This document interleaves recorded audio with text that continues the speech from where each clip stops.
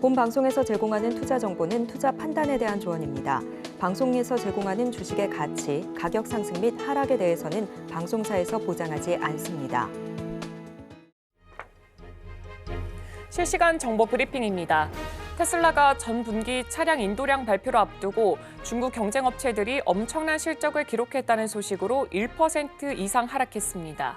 현지 시간 1일 뉴욕 증시에서 테슬라는 전 거래일보다 1.38% 하락한 258.02달러를 기록했습니다. 이 같은 시점에 최대 경쟁업체인 중국의 비아디의 지난 분기 차량 판매량이 100만 대를 돌파했다는 소식이 전해졌습니다. 테슬라는 46만 대에 그칠 것으로 전망되고 있습니다. 비아디가 테슬라보다 2배 이상 더 판매한 것입니다. 다음 소식입니다.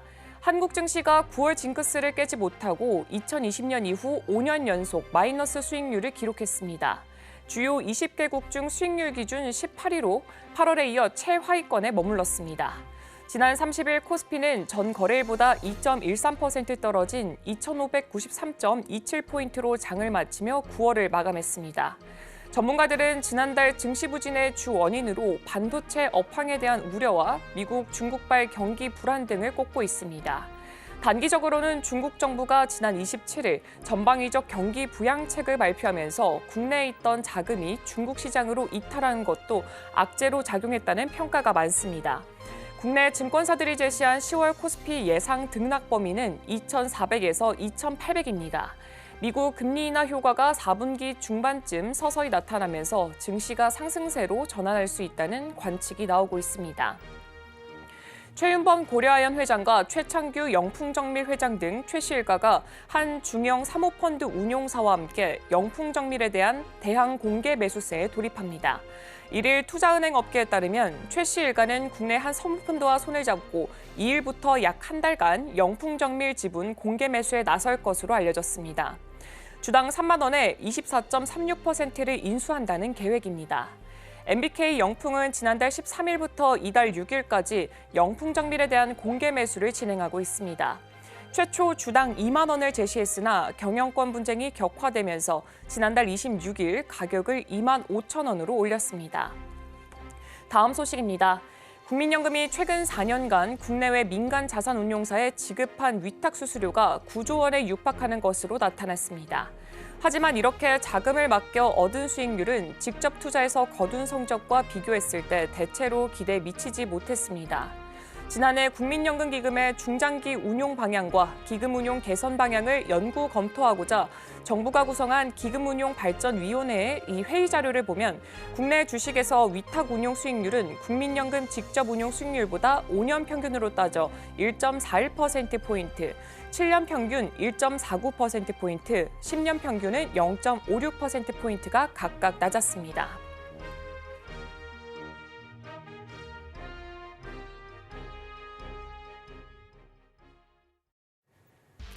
시청자 여러분 안녕하세요. 증시팔 시작합니다. 진행의 이가은입니다. 오은비입니다. 10월의 첫 거래일이었던 어제 뉴욕 증시는 하락하면서 마감했습니다. 중동 리스크 때문이었는데요. 장 출발했을 때는 이란이 이스라엘을 향해서 미사일을 발사했다라는 썰이 좀 돌았습니다. 근데 이게 사실로 확인이 좀 되게 되면서 3대 지수 흔들리기 시작을 했고 결국 하락 마감했습니다. 일단은 뒷배로 있었던 이란도 이제 더 이상은 손 놓을 수 없는 상황이다라고 말씀을 좀 드린 바 있는데 실제적으로 좀 행동에 움직인 것으로 보입니다. 미사일 180여 발 정도 발사한 것으로 확인이 좀 되고 있고요.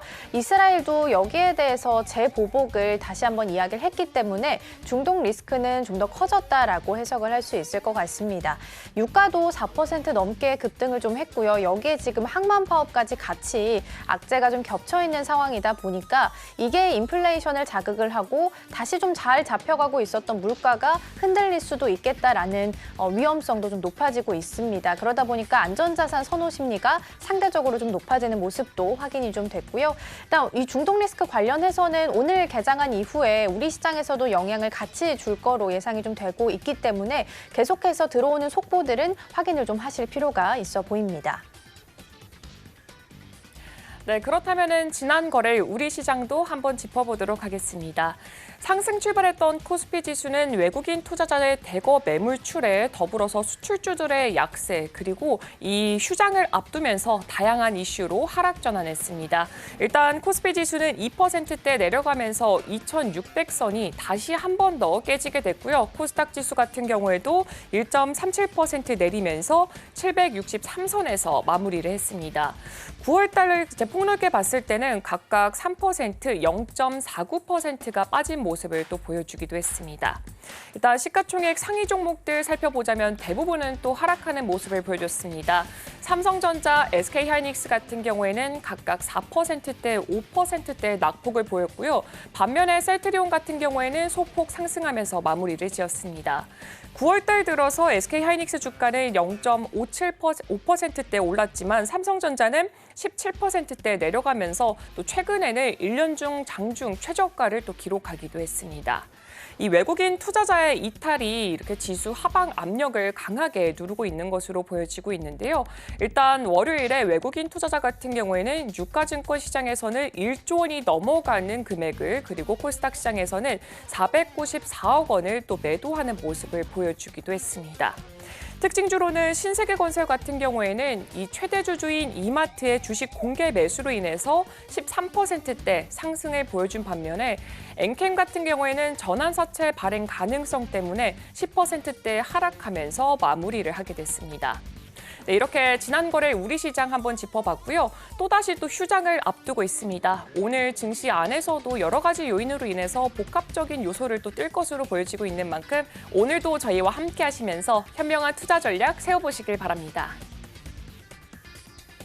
네, 미국 시장은 9월의 악몽을 깨고 양봉으로 월봉상 마감을 좀 지었습니다. 여전히 우리 시장은 좀 부진한 상황인데요. 이럴 때일수록 어떤 전략 세우면 좋을지 저희 방송과 함께 하시면서 체크해 보시면 좋겠습니다. 자, 그럼 증시팔 본격적으로 출발해 보도록 하겠습니다.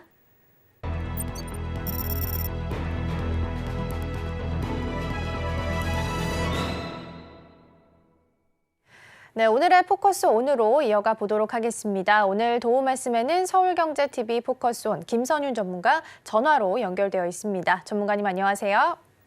네, 안녕하세요. 네, 먼저 전문가님 종목 리뷰부터 한번 해보도록 하겠습니다. 첫 번째로 볼 종목이 일단 BR을 살펴보면 좋을 것 같은데요. 월요일 날 일단 제시를 해주셨던 종목이고요. 살펴봤더니 산업통상자원부가 1일에 발표했던 9월 수출입 동향 데이터에서 화장품 수출이 역대 최대치를 기록했다라는 소식이 들렸습니다. 이로써 이제 화장품주들 계속해서 잘 갈 것으로 보여지고 있는데 전문가님 앞으로 전망은 또 어떻게 보시나요? 네, 우선 삐아는요, 국내 색조 화장품 중에서 립 부문, 입술이죠. 부문 1위를 하고 있는 업체입니다. 그리고 올해 2분기 실적이 사상 최대 매출을 달성하기도 했고요.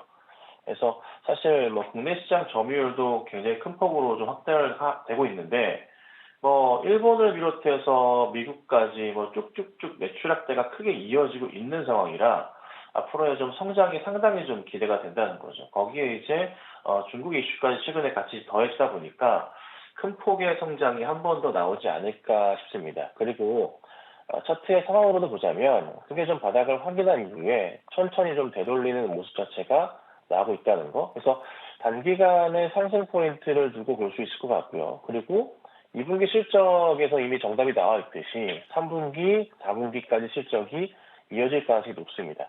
특히나 현재 미국 시장은요, K-뷰티가 굉장히 인기를 끌고 있습니다. 그래서 너도 나도 우리나라 화장품에 대해서 좀 집중을 하고 있는 모습이고요. 거기에 이제 BI 화장품들도 판매 확대가 이루어지고 있는 모습들이 나오고 있습니다. 그래서 주가는 현 수준에서 멈춰 있기보다는 오히려 조정이 나오더라도 꼭 반등을 할 가능성이 높습니다. 그래서 단기적으로라도 16,000원대 흐름은 나올 수 있으니까 일부라도 조금 보유해 보시고 좀 관심 있게 보시면 좋을 것 같습니다. 네, 일단 목표가 16,000원으로도 보셔도 좋을 것 같습니다. 전부 차익하기보다는 일부 좀 보유하고 가시는 전략도 취해보시면 좋을 것 같고요. 월요일장 마감한 후에 움직였던 시간의 특징주도 함께 확인해 보도록 하겠습니다. 네, 시간의 특징주입니다. T-사이언티픽, 위지트, 라이콤, 그리고 슈어소프트테크, 브랜드엑스 코퍼레이션 자리하고 있고요. 이번 주 월요일 정규장에서는 일본의 영향을 같이 받았습니다. 무엇보다 이시바 총재가 금리 인상 쪽에 가까운 인물이다 보니까 엔캐리 트레이드에 대한 우려감이 다시 커졌고요. 그래도 시간 외에서는 개별 호재에 따라 움직였습니다. 테슬라의 사이버 트럭에도 FSD가 탑재된다라는 소식에 관련주가 움직임을 보였습니다. 오늘 3분기 인도량이 공개되는데요. 추가 상승 보일 수 있을지도 잠시 후에 함께 짚어보시죠. 네, 시간의 특징주 먼저 확인해봤습니다. 전문가님, 이 중에서 오늘장 안에서 추가적으로 볼만한 종목이 있다면 어떤 종목이 있을까요? 네, 우선은 두 가지, 크게 세 분류로 볼 수가 있을 것 같은데요. 두 가지부터 보겠습니다. T-사이언티픽이라는 종목인데요. 시총 자체는 작습니다. 참고하시고요. 621억입니다.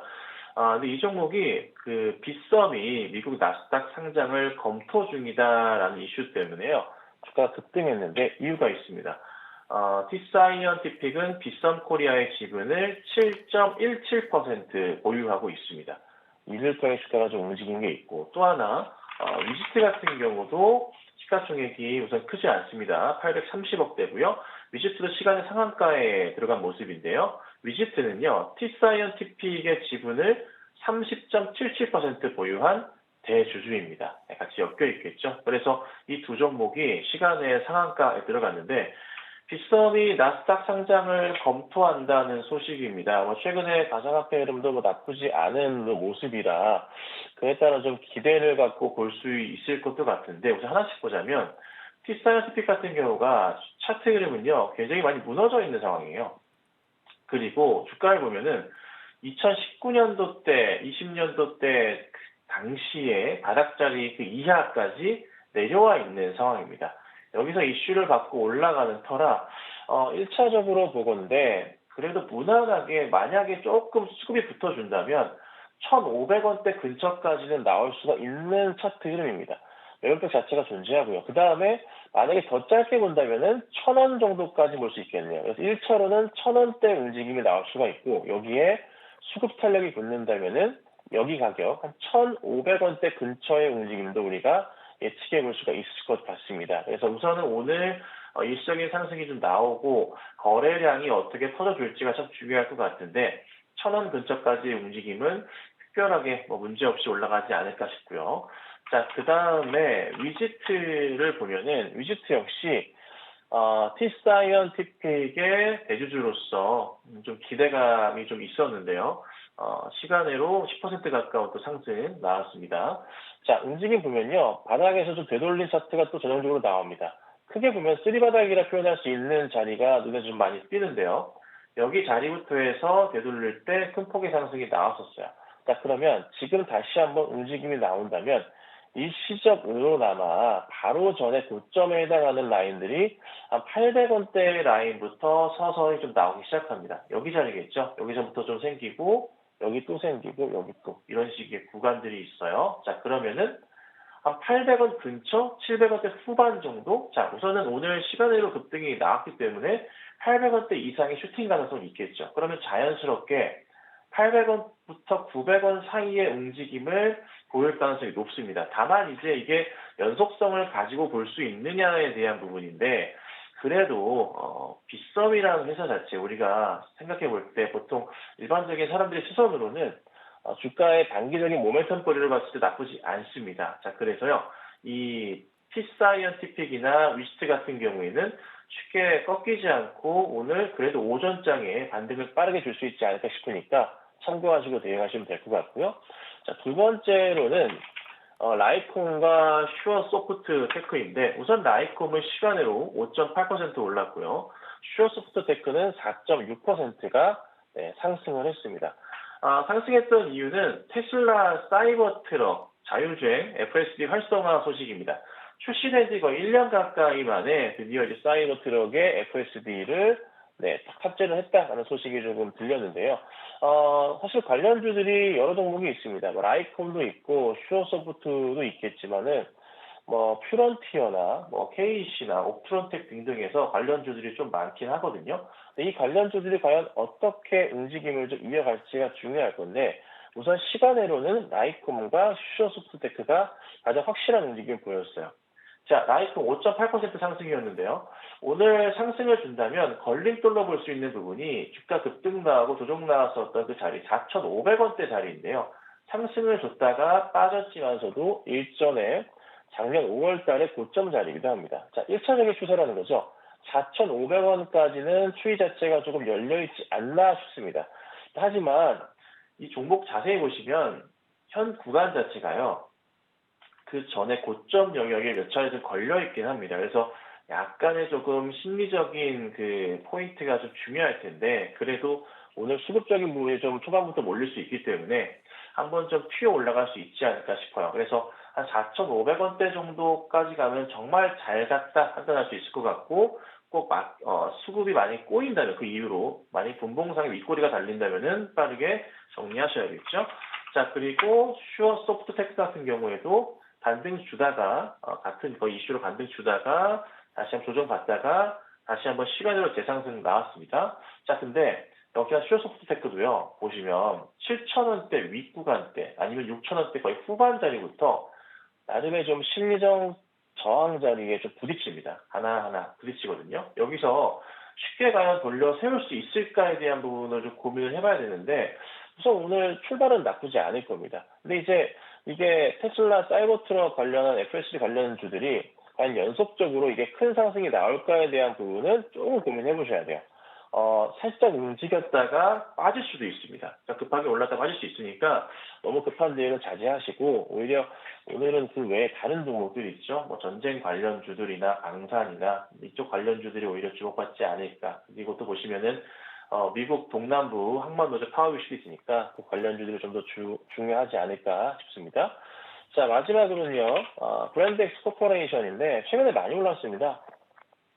정말 많이 올랐습니다. 그러니까 국내에서 이제 에슬레드 브랜드 잭시미스라고 잘 아실 겁니다. 운영을 하고 있는 회사이고요. 이게 이슈가 된 게 뭐냐면 원래는 이제 강민준, 이수연 대표가 그 각자 대표 체제였는데 두 분이 이제 부부입니다. 부부인데 갑자기 또 이수연 대표 단독 대표로 체제로 변경이 됐습니다. 그에 따라서 이게 야, 이 부부가 좀 문제가 생긴 거 아니냐. 그러니까 이혼을 하는 게 아니냐 혹시 이런 좀 약간 분쟁 조짐설이 좀 돌고 있는데 어쨌든 경영권 이슈에 대한 부분이 좀 생겼기 때문에 주가가 좀 반등하는 포인트가 좀 크게 작용하는 것 같습니다. 그래서 시간으로 그래서 한 2.6%가량 상승을 좀 했고요. 다만 이제 보자면 꼭 보셔야 될 게 있는데요. 거래량이 크게 한 번씩 동반했던 적이 있어요. 7월과 8월과 그다음 이번 월요일인데 이렇게 거래량이 동반하면서 급등 나온 다음에 항상 떨어집니다. 오늘은 또 일시적인 반등이 나올 수 있겠지만 다시 한번 밑으로 떨어질 가능성이 높아요. 그래서 이 종목은 급하게 대응하시기에는 조금 애매하다. 그래서 상황 보시면서 천천히 대응하시고 차라리 좀 다른 쪽을 보시는 게 낫지 않을까. 그래서 혹시라도 이 종목이 좀 인기를 끌었는데 보유하고 계신 분들이 계실 수 있기 때문에 오늘 가지고 나와봤습니다. 네, 이렇게 시간의 특징주로 T사이언티픽부터 그리고 브랜드엑스 코퍼레이션까지 5종목 살펴봤습니다. 일단은 라이콤 같은 경우에는 이 라이콤의 광증폭기를 활용하면은 자율주행 자동차의 이 디자인의 자유도 자체를 또 높일 수 있다라는 점도 한번 체크해 보시면 좋을 것 같고요. 또 브랜드엑스 코퍼레이션 같은 경우에는 기업 설명회를 최근에 개최를 했었습니다. 2025 SS 시즌의 수주회를 좀 성공적으로 마쳤고 또 해당 이렇게 수주에 따른 매출이 4분기에 인식될 것이다라는 전망점까지 발표한 바가 있기 때문에 이 부분까지도 함께 체크해 보시면 좋을 것 같습니다. 네, 그렇다면 전문가님 오늘 이렇게 개장 전에 오늘 우리 시장 쪽에서도 좀 주목해봐야 될 종목들은 또 어떤 게 있을까요? 네, 오늘 하나씩 좀 볼 건데요. 우선은 이제 월요일 날 거래량이 좀 폭등했던 종목을 잠깐 살펴볼게요. 자, 컬러레이부터 볼 건데 컬러레이는 잘 아시겠지만 최근 중국 증시 급등에 따른 영향을 좀 빼놓을 수 없을 것 같아요. 그래서 이게 중국이 전체 어제도 급등을 했던 모습이 좀 나왔었잖아요. 그래서 컬러레이는 홍콩 소재, 지주회사 등등에서 중국 소재 종속 개혁을 통해서 펄 안료와 운모 파우더의 제조 및 유통업을 주력 사업을 영위하는 회사예요. 네, 그리고 중국 내 화장품 펄 안료 시장에서 시장 점유율 1위를 기록했던 그런 기업입니다. 자, 근데 이게 시간외로는 좀 빠졌어요. 시간외로는 한 4% 정도 좀 하락이 나왔습니다. 그래서 요거는 참고하고 보시되 거래 자체가 상당히 탄력적으로 붙었다는 것과 그리고 중국 증시의 상승 흐름이 한동안은 이어질 수 있기 때문에 움직임이 나쁘진 않을 겁니다. 다만 이제 오늘 움직임 이후가 중요할 것 같아서 급한 대응을 좀 자제하시고 비중 조절을 하시면 좋겠습니다. 자, 그 다음 보시면 스페코가 또 이제 월요일 날 급등이 좀 나왔었는데요. 지금 뭐 거의 전면전이라 보는 게 맞을 것 같겠죠? 180여 발의 미사일을 발사했습니다. 자, 근데 이제 중요한 점은 이게 월요일도 급등이 나왔는데 오늘 추가적으로 이어질지 여부인데요. 우선 뭐 분위기가 나쁘진 않아요. 근데 이제 스페코가 그전보다는 좀 지금 사실 중동적인 리스크가 더 크긴 하지만 4,700원대 정도부터 해서 5,000 초반 정도 사이에 항상 고점 인식이 좀 됐던 구간입니다. 최근에 한 1년여 가까이. 그래서 현재 구간대부터 해서 상승 추이를 그리고 올라가더라도 다시 한번 밀려 내려올 수 있다는 점은 기억을 하셔야 될 것 같습니다. 그래서 너무 큰 수익보다는 적당히 단기 트레이딩 전략으로 대응하시는 게 낫고 스페코가 만약에 부담스럽다 하시면 빅텍이나 시리즈 같은 종목도 이 대안이 될 수도 있을 겁니다. 근데 이제 스페코가 원체 거래량이 붙어서 가지고 나온 거니까 참고하시고 대응하시면 좋겠고요. 마지막으로는 랩지노믹스가 또 갑자기 급등을 했어요. 사실 지난 7월 말부터 해서 코로나 이슈를 가지고 8월 내내 상승을 주다가 코로나 이슈가 딱 소멸이 좀 되면서 빠르게 주가가 급락이 나왔었던 그런 조금 종목이었는데 갑자기 좀 상승을 했습니다. 그러니까 이슈가 뭐냐면 미국 FDA 허가 없이 제품을 진출한다. 클리어랩을 원래 3곳 인수했었는데 한 곳으로 추가로 인수하는 그림이 나왔어요. 그래서 4곳을 인수하는 모습이 나옵니다. 이에 따라서 매출 성장에 따른 그 기대감이 좀 반영이 되는 것 같습니다. 자, 그럼 기술적인 접근을 해보자면 고점과 바닥에서 반등 나올 때 보통 일시적인 되돌림이 나올 때 한 절반 정도까지 회귀하는 경우들이 있습니다. 약 4,000원가량이 될 것 같은데요. 그 4,000원 가격대도 보시면은 작년 11월과 12월, 1월까지의 나름 박스를 보여줬던 자리에 거의 초입 구간이 4,000원입니다. 그래서 4,000원까지 열려 있는 것 같다. 열려 있는 것 같은데 그 위로 추가적인 상황들은 좀 봐야 되지 않을까 싶고 못 가더라도 한 3,700원대 정도까지는 가지 않을까라는 생각을 좀 해봅니다. 그래서 랩주노믹스도 관심 두고 보기에 괜찮을 것 같아서 말씀드려봅니다. 네, 이렇게 세 종목 살펴봤습니다. 중국 증시 급등 영향으로 인해서 컬러레이 그리고 이스라엘과 헤즈볼라 긴장감이 점점 더 확산이 되면서 스페코 그리고 랩지노믹스까지 이렇게 세 종목을 살펴봤고요. 랩지노믹스 같은 경우에는 3,700원 정도까지 또 상승이 가능할 것으로 보인다라고 의견 주셨습니다. 네, 그렇다면 전문가님 오늘 이렇게 좀 탑픽주로 꼽을 만한 종목은 또 어떤 게 있을까요? 네, 오늘은 이제 흥하해온을 가지고 나왔고요. 흥하해온은 뭐 현재 상황에서 봤을 때 뭐 사실 중동 리스크도 있고 미국 쪽에 파업 이슈도 있고 해서 이래저래 물류 비용 자체가 더 높아지다 보니까 뭐 실적 기대감 등등해서 좀 굉장히 많은 이슈를 가지고 있는 것 같아요. 우선 핵심은 미국 동남부 항만 파업 이슈가 있고요. 하루만 그 파업을 해도 6조 원의 피해가 생긴다고 합니다. 좀 심각해지는데 이게 잘 생각해 보실 게 뭐가 있냐면 파업을 하게 돼서 물류가 이동이 안 되고 올라가게 되면요. 무슨 일이 발생하냐면요. 인플레가 또 발생할 수가 있습니다. 그렇죠? 그래서 인플레를 또 못 잡게 되면은 경기 자체가 또 위축이 될 수가 있습니다. 그래서 굉장히 조금 이게 크리티컬한 이슈인데 이에 따른 좀 관련주의 움직임을 봐야 되는데 그중에 좀 흥하이온이 현재로서는 가장 낫지 않을까 싶었고 그 다음에 이스라엘 헤즈볼라 지상급습 시작했지만 또 이란이 이스라엘 쪽에다가 대규모 이제 탄도미사일 발사를 했습니다. 또 그에 따른 모습들 또 이런저런 또 이게 꼬이다 보니 또 올 상반기에도 운임비가 큰 폭으로 상승을 했는데 아마 하반기에 추가 폭등할 가능성이 좀 높아지지 않았나라고 조금 판단을 하고 있습니다. 자, 그에 따라서 흥하이온을 가지고 나왔고요. 자, 매수가는요. 2,350원에서 2,400원 사이에 매수 대응을 한번 해볼 거고요. 1차 목표가는 제가 2,900원을 좀 잡아드립니다. 이슈가 조금 크기 때문에 목표가를 좀 많이 올려봤고요. 크게 터진다면은 3,500원대까지도 볼 수 있지 않을까 싶습니다. 그래서 3,500원까지 보고 2차 생각하시고요. 손절가는 제가 2,200원 잡아드릴 겁니다. 2,200원 선을 이탈하게 되면은 이때는 이슈 자체가 전체 소멸됐다고 보시는 게 맞습니다. 그래서 2,200원을 이탈하게 되면은 빠르게 정리하셔서 현금 확보하시고 다음 종목으로 대응해 보도록 하겠습니다. 네, 오늘의 탑픽 종목 흥하해운 살펴봤습니다. 이란이 이스라엘에 미사일을 발사했다라는 소식 속에서 전면전 양상이 펼쳐지고 있죠. 그러면서 오늘 해운주들 흐름도 함께 보시면 좋겠고요. 해운주는 특별히 또 여기 항만 파업 이슈까지 같이 붙어 있습니다. 하루 할 때마다 정상화하는 데까지 5일 정도 걸린다라고 합니다. 이게 장기화되면 문제가 좀 될 수 있기 때문에 계속해서 좀 지켜보시고요. 1차로 2,900원, 2차로 3,500원까지 목표가 제시해 주셨고 손절가는 2,200원 말씀해 주셨으니까요. 이탈하지 않게 잘 보시면 좋겠습니다. 오늘 도움 말씀 여기까지 듣도록 하겠습니다. 전문가님 고맙습니다. 감사합니다. 네, 오늘의 탑픽 종목 다시 한번 전략 화면을 통해서 확인해 보도록 하고요. 계속해서 이어가 보겠습니다.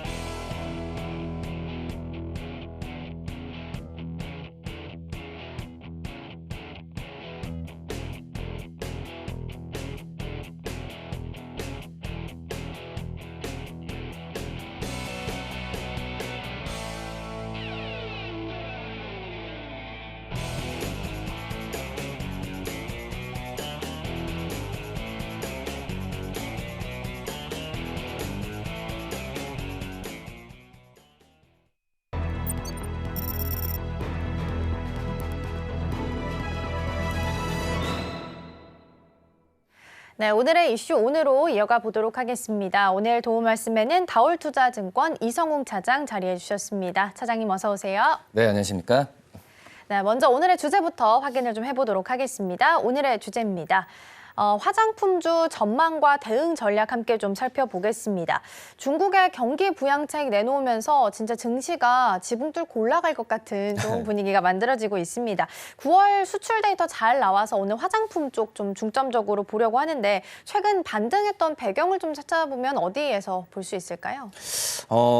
우선은 이제 말씀하셨듯이 중국 쪽에서의 경기 부양책이 가장 큰 효과를 발휘하지 않았나라고 좀 생각이 되고 있고요. 우선 전일은 이제 우리나라 증시가 휴장이었었지만은 이 월요일 날 어떤 증시 봤을 때도 중국 관련주들의 상승세가 가장 크게 좀 눈에 띄었거든요. 오히려 지금 이 IT를 중심으로 한 이 제조업에 대한 어떤 이 빅테크 기업들에 관련돼 있는 종목들 같은 경우에는 하락세를 보여주었지만 지금 현재는 이제 중국 관련 모멘텀이 있는 그런 섹터와 이 종목들은 지금 선별해야 된다라는 의견이 좀 많다라고 좀 생각이 되고 있고 그중에 대표적으로 이 중국 관련주라고 한다면은 첫 번째로 떠오르는 게 바로 이제 화장품 섹터라고 좀 볼 수 있겠고요. 중국 쪽에 경기 부양책도 있긴 하지만 뭐 미국의 프라이데이 그리고 여러 이 어떤 시장에서의 그 화장품의 우리나라 K-뷰티라는 선호도에 대한 증가에 대한 부분을 상반기 때 이어서도 연말까지 갈 수 있는 모멘텀이 다시 한번 좀 불거지지 않았나라고 좀 생각이 되고 있고 화장품주들 같은 경우에도 이 7, 8월 또 이제 9월 같은 경우에도 주가가 좋지 않았었거든요. 뭐 그렇기 때문에 이 바닥에 대한 인식이 지금 있는 상태지만 이 화장품 주들의 수출이나 여러 실적에 대한 뷰는 변하지는 않고 있기 때문에 어떤 이 저가 매수에 대한 얘기도 지금 나와주고 있다라고 이렇게 정리할 수 있겠습니다. 네, 중국의 경기 부양책 더불어서 미국의 K-뷰티 열풍까지 이렇게 우리 화장품주의 강세가 톡톡히 드러나고 있습니다. 그렇다면은 지금 현재 시장에서는 추가적인 경기 부양책, 중국의 추가적인 경기 부양책까지 목소리가 높아지고 있습니다. 만약에 추가적으로 경기 부양책이 한 번 더 좀 진행이 되게 된다면은 과연 우리는 좀 어떤 부분에 포인트를 맞춰서 시장을 바라봐야 될까요? 우선 지금 현재 중국이 우선 통화 정책, 지준율을 내리고 또 이제 중국의 인민은행이 시중은행한테 이 대출 금리를 더 인하하라. 그러니까 일반적인 그 인민은행이 이 금리에서의 대출 금리에서 0.3%까지 더 낮추라고 좀 말을 했는데. 지금 현재 이런 이 통화 정책을 했다는 부분이 그 전에 일반적인 경기 부양책의 정책이 아니라 이 시장에서의 자금을 푼다는 부분이거든요. 이 금리를 내린다, 대출 금리를 내린다는 하는 부분이 이 중국 기업들의 생산성을 좀 유도를 한다. 근데 지금 저희가 오늘 좀 화장품주로 얘기하고 있는데 이 생산성을 늘린다는 부분 같은 경우가 지금 현재 그 또 화장품 소비와 직접적으로 연결이 된다라는 부분은 좀 시간이 걸리겠지만 지금 이제 이 거시적으로 봤을 때는 이 소비 지표에 대한 부분에 있어서의 좀 중국 쪽에서의 고민도 많은 그런 상황이라서 추가적인 이 소비 지표의 반등에 대한 이 정책을 계속 내놓을 가능성이 좀 있다라고 좀 생각이 되고 있고요. 특히 이제 중국 같은 경우에는 가장 어떤 지금 고민이 바로 이제 취업자 수라고 볼 수 있거든요. 이 청년 실업자 수가 계속해서 이 최고치를 좀 경신하고 있는데 그만큼 이제 화장품에 대한 선호도가 어떻게 보면은 그 10대, 20대 이런 젊은 층을 중심으로 가고 있는 상황이기 때문에 우선 이거에 대한 이 중국 정부의 이 청년 실업에 대한 이 정부의 대책 또 이제 이런 부분이 또 PMI 지표나 이런 여러 가지 상황으로 본다고 한다면 중국이 연말까지는 더욱더 이제 금리 인하에 대한 정책을 펼칠 가능성이 있지 않을까라고 좀 생각이 되고 있어서 지금은 이 통화 정책 또 이제 부동산 쪽에서의 경기 부양책을 좀 내놓고 있는 상황이지만 제가 봤을 때는 추가적인 어떤 경기 부양과 소비 지표의 진작을 위한 이 추가적인 대책은 또 다시 나오지 않을까라고 좀 판단되고 있습니다. 네, 소비를 주도해 나갈 수 있는 10대나 20대들 위주로 해서 이들의 실업자를 좀 살릴 수 있는 부양책들이 추가적으로 더 나올 수도 있겠다라는 부분도 체크하시면 좋겠습니다. 전반적으로 봤을 때 수출 데이터는 굉장히 좋게 나오고 있습니다. 계속 전월 실적을 깨면서 가고 있는데 이전에 살펴봤을 때 실적 예를 들어 아모레퍼시픽 같은 경우엔 중국 쪽 비중이 높아서 실적 나오고 나서 주가가 좀 고꾸라지는 모습을 보였습니다. 그럼 이제는 중국 쪽 비중이 높은 화장품주들도 봐도 괜찮은 시기가 온 걸까요? 지금 현재는 이제 중국 쪽에서의 모멘텀이 가장 강한 상황인데 이 작년도 그렇고 이 올해 상반기 때 이 대형주 대비해서 이 중소형주에 대한 주가가 좋았던 이유가 이 중국 쪽에서의 비중이 적었기 때문에 가장 크다라고 좀 생각이 되고 있거든요. 근데 지금 현재 중국의 경기 부양책에 대한 부분에 있어서 중국 쪽에서의 사업 부분이 높은 그런 기업 위주로 반등세가 좀 많이 나타나주고 있는 그런 상황인데 특히 이제 최근에 외국인들이 화장품 섹터 안에서도 아모레퍼시픽의 비중을 단기적으로 좀 많이 높이고 있는 상황이거든요. 이 아모레퍼시픽과 LG생활건강 같은 경우가 다른 인디 브랜드 기업들 대비해서는 이 중국 쪽에서의 오프라인 매장이나 여러 가지 비중이 좀 크다라고 좀 볼 수 있겠고 그런 점에서 본다고 한다면 이 단기적으로는 그동안에 많이 떨어졌었던 이 대형주 위주로의 이 매수 관점이 좀 괜찮지만은 결국은 앞서서도 말씀드렸지만은 중국 쪽에서의 이 소비 지표가 크게 좀 올라오는 부분은 좀 시간이 좀 필요하지 않을까라고 좀 생각이 되고 있어서 이 실적으로만 본다고 한다면은 이 인디 브랜드, 그러니까 중소형 기업들의 실적이 하반기도 계속해서 좋아지고 대형주는 좀 시간이 걸릴 가능성이 좀 있다라고 좀 생각이 되고 있고요. 그리고 이제 또 생각을 좀 다시 한번 해봐야 되는 게 바로 이제 이 대형주들이 중국 쪽에서의 화장품 수요가 떨어지니까 실적이 안 좋다는 것보다도 이 중국 안에서의 중국 로컬 기업들과의 경쟁 상황이 치열하게 지금 진행이 되고 있거든요. 뭐 그렇기 때문에 물론 이제 중국 시장이 우리나라 화장품 시장에서 비중 캐파가 많다라고 하지만 이 중국 안에서 중국 로컬 기업들과의 경쟁 상황에서 이 대형사들이 어떻게 헤쳐나가냐 이 부분도 중요하게 좀 포인트를 짚어야 되지 않을까라고 좀 판단되고 있고요. 그렇기 때문에 지금 이 사들 같은 경우에도 중국 쪽의 비중을 좀 덜어내려고 다른 해외 쪽에서의 온라인이나 어떤 직구에 대한 인터넷 플랫폼을 이용한 판매 부분을 지금 많이 사업적인 체질이 바뀌고 있는 그런 상황이거든요. 뭐 그렇기 때문에 지금은 중국 쪽에서의 모멘텀이 있다고 하지만 결국은 중국을 비중을 줄이는 부분으로 결국은 가야 되지 않을까라고 좀 생각이 됩니다. 네, 말씀해 주신 대로 올해는 중소형주 위주로 좀 강세장이 연출이 됐던 것으로 보여지고 있습니다. 네, 그렇다면 항상 일단 대형주부터 움직이는 흐름을 보여줬는데 이번에는 왜 중소형주부터 이렇게 강하게 움직임을 보이는지 그 이유가 궁금합니다. 역시 이제 뭐 중소형 기업들 같은 경우가 실적에 대한 부분이 좀 변하진 않고 있는 그런 상황이거든요.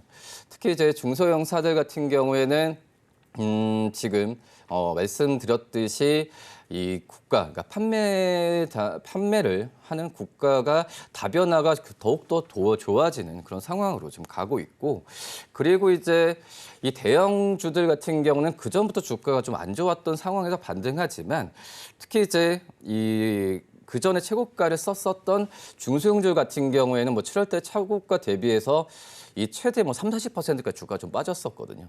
뭐 그렇기 때문에 이 저가 매수에 대한 부분은 중소형주도 강하게 좀 몰릴 가능성이 좀 있는 상황에서 변동성에서 나온다라고 좀 말씀을 드릴 수 있겠고, 특히 이제 중소형 기업들 같은 경우에는 이 인디 브랜드에 대한 선호도가 글로벌적으로 계속해서 좀 늘어나고 있는 상황으로 좀 가고 있는데, 뭐 이런 부분은 어떻게 보면은 이 비용적인 측면과 효율성 측면에서는 대형사들 대비해서는 우위에 있다라고 좀 말씀을 드릴 수 있겠고요. 그렇기 때문에 기존의 이런 대형사들 같은 경우는 생산부터 판매, 마케팅까지 다 하지만 이 인디 브랜드 기업들 같은 경우에는 이 브랜드 하나에 대한 부분을 생산만 하고 나머지 이 생산 그리고 마케팅 플랫폼 같은 경우는 다른 기업들로 분할을 하고 있기 때문에 이 효율적인 재무 상태는 대형사들보다 좀 우위에 있다라고 좀 말씀을 드릴 수 있겠고요. 뭐 그렇기 때문에 유통 채널에 대한 변화에 대한 부분에 매력적이라고 볼 수 있겠고, 그런 상황에서 대형사들도 그런 움직임을 좀 따라가려고 하는 모습이 나타내주고 있다라고 좀 생각이 되고 있고요. 그리고 이제 미국 쪽에서 특히 저 아마존이나 여러 기업들에 대한 판매에 대한 부분을 본다고 한다면 아직까지도 우리나라 인디 브랜드 기업들이 상위권에 지금 포진해 있는 상황이거든요. 뭐 그렇기 때문에 인디 브랜드 수요는 계속 늘어날 가능성이 크지 않을까라고 좀 판단됩니다. 아무래도 경기 침체에 대한 부담도 같이 가지고 있는 상황이기 때문에 그때는 이제 가격이 좀 더 착한 인디 브랜드를 선호할 수밖에 없는 환경도 만들어지지 않나 싶습니다. 말씀해 주신 것처럼 인디 브랜드가 이 대형주단에 비해서는 훨씬 더 주가도 변동성이 좀 있긴 합니다만 그래도 더 크게 잘 가고 있습니다. 그래서 어떤 종목을 주목을 해야 되는지가 더 중요할 것 같아요. 투자 포인트를 잡는다면 어떤 부분을 잡아야 될까요? 우선 개인적으로 본다고 한다면 지금 현재 판매가 많이 잘 되고 있는 그 전에도 그 각광을 받았던 이 브랜드를 갖고 있는 기업들이 전 연말까지 간다고 하더라도 그대로 이어질 가능성이 크거든요. 특히 이제 아마존의 이제 뭐 프라이데이나 여러 가지 면에서 봤을 때 이 미국 쪽에서의 역직구에 대한 어떤 수요가 있는 기업들이 굉장히 좀 몇 개가 좀 포진이 돼 있어요. 지금 본다고 했을 때도 뭐 TNL도 그렇고 뭐 제닉 뭐 이런 기업들 같은 경우에는 꾸준한 수요가 있는 브랜드를 지금 갖고 있기 때문에 저는 이런 기업들 특히 아마존에 좀 많이 판매가 되고 있는 그런 기업들 위주로 좀 접근해야 되는 게 맞지 않을까라고 좀 생각이 되고 있고, 근데 이제 만약 어떤 이 판매만 잘 된다는 것보다도 주가적인 측면에서 저희는 바라봐야 되잖아요.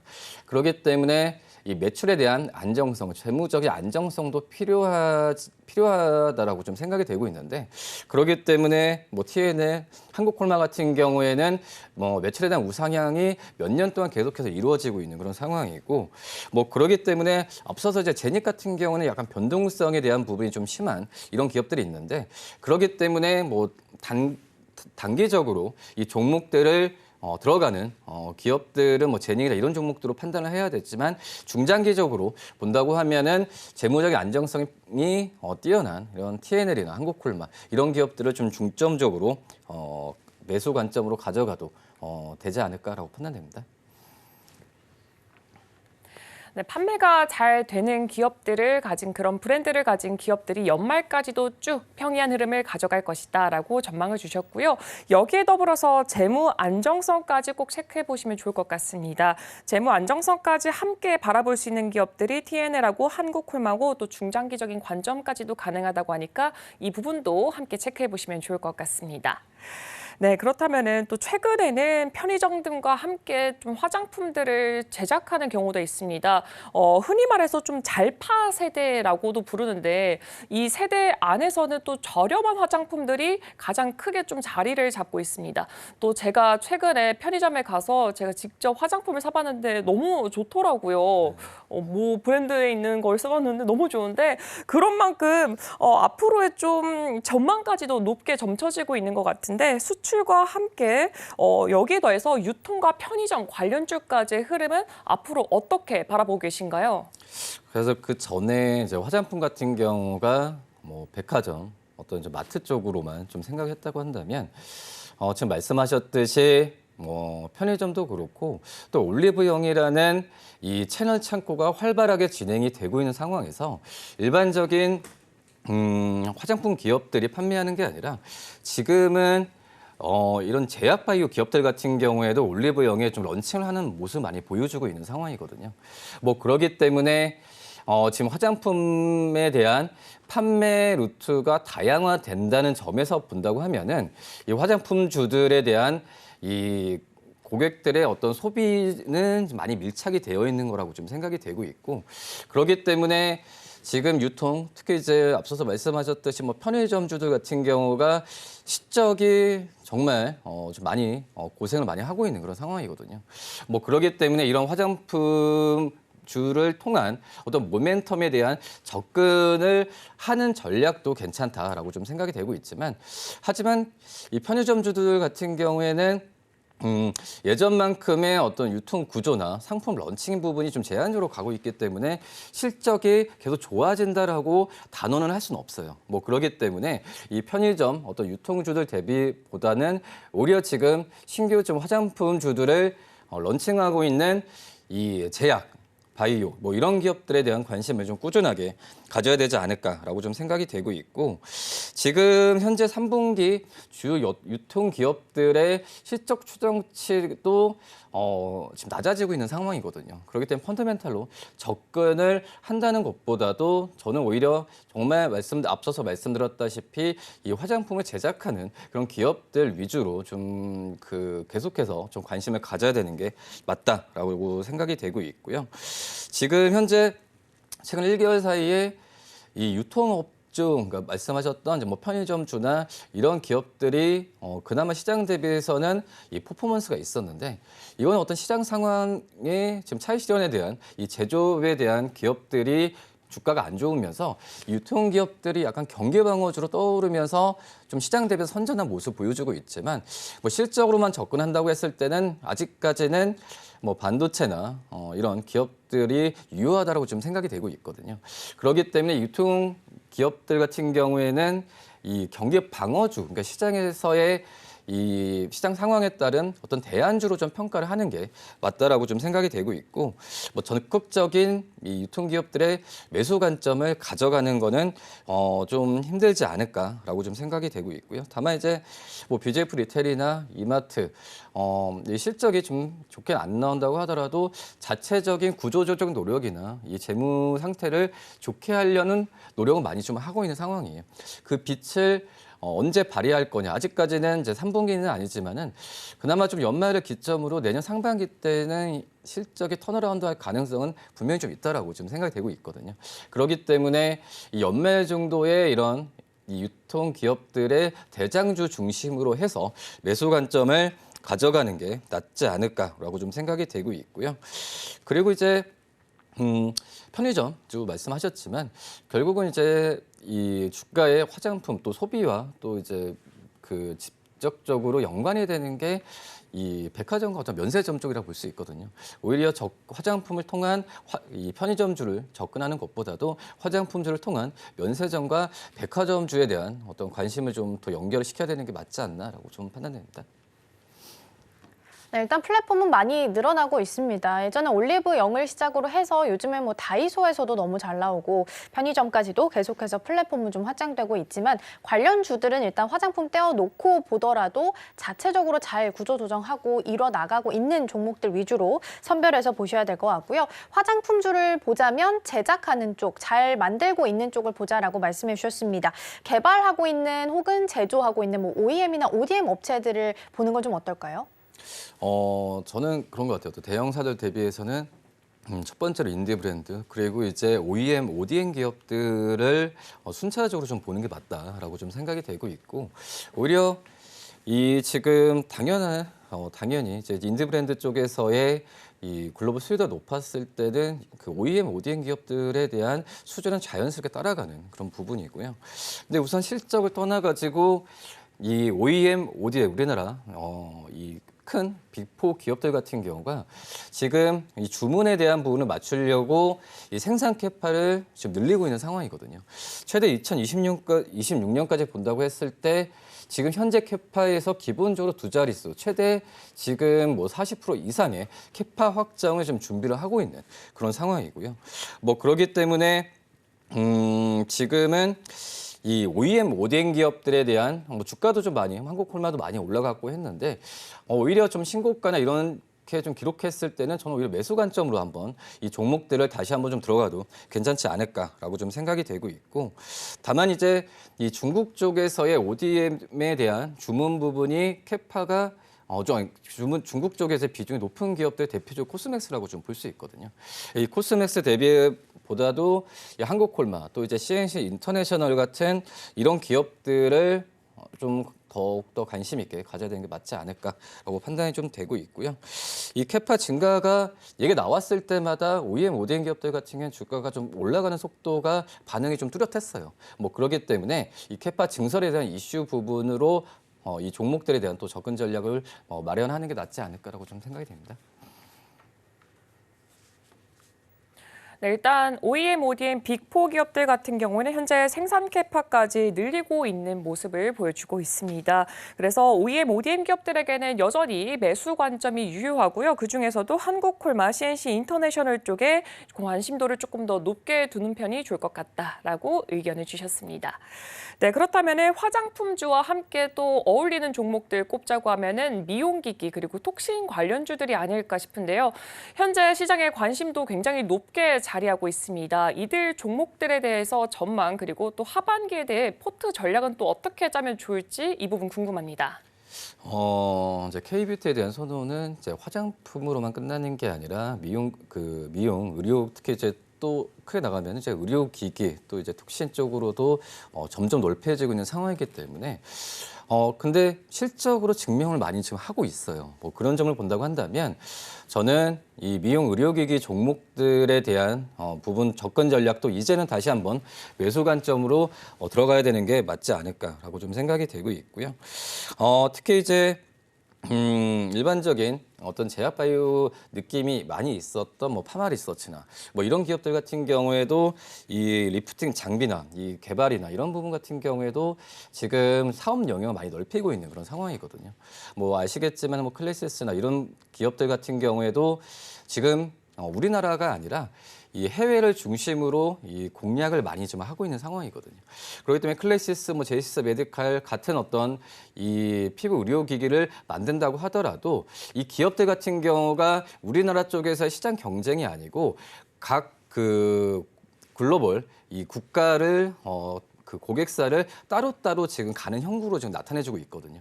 뭐 그렇기 때문에 저는 이 피부 의료기기 기업들 같은 경우가 서로 경쟁하는 체제가 아니라 글로벌 쪽에서의 매출 부분 같은 경우가 오히려 국내보다 더욱더 계속 높아질 가능성이 크다라고 좀 생각이 되고 있기 때문에 주가도 화장품주들과 같이 7, 8, 9월 달에 좋지는 않았어요. 뭐 그런 점에서 저는 이런 기업들에 대한 매수 관점은 유지를 계속 해야 된다라고 좀 생각이 되고 있고요.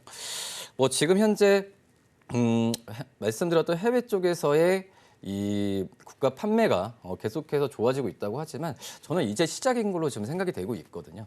지금 이제 뭐 중남미나 어떤 아시아 쪽에서 중심을 했다면은 이 선진 국가를 중심으로 이런 수주가 계속 일어나게 된다고 한다면 지금 현재 갖고 있는 매출이나 어떤 시가총액 이상의 평가를 받을 가능성은 더욱더 있다라고 좀 생각이 되고 있기 때문에 피부 의료기기 쪽 기업들 같은 경우에는 좀 관심 있게 좀 계속 가져가야 되지 않을까라고 좀 생각이 되고 있고 뭐 종목들을 선별하는 전략도 필요한데 좀 파마 리서치나 이 제이시스 메디칼 쪽을 좀 더 관심 있게 가져야 되지 않을까라고 판단됩니다.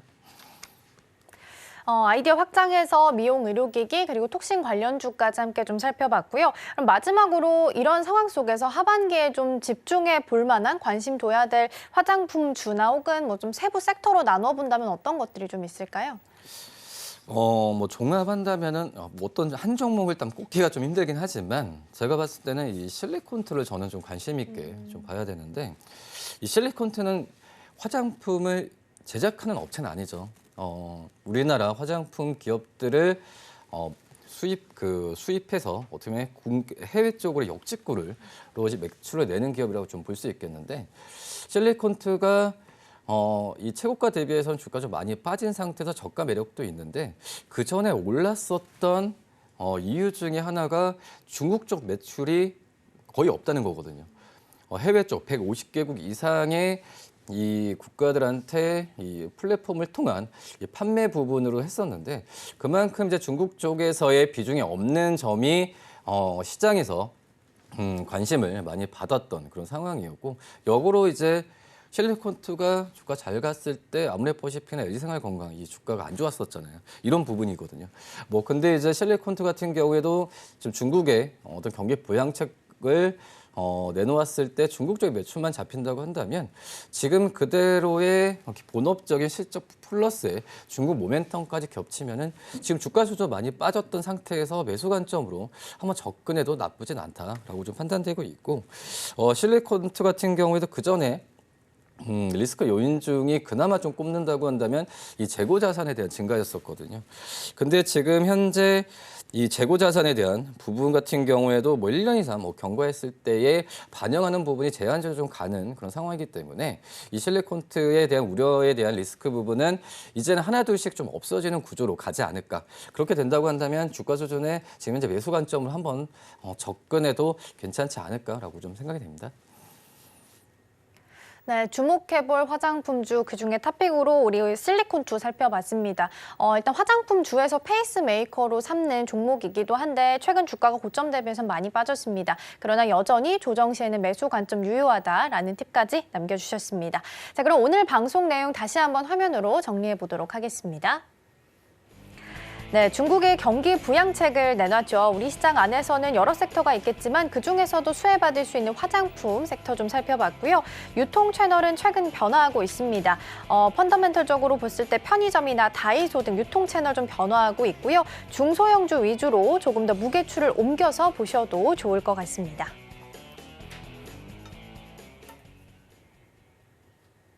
네, 이성 차장과는 여기서 인사하도록 하겠습니다. 지금까지 오늘 봐야 될 종목부터 이슈까지 살펴봤고요. 저는 잠시 후 9시 개장 방송으로 돌아오도록 하겠습니다. 네, 오늘 시장 문 열고 나서도 저희 방송과 함께 하시면서 전략들 꼼꼼하게 챙겨가셨으면 좋겠습니다. 많은 시청 부탁드립니다. 수고하셨습니다.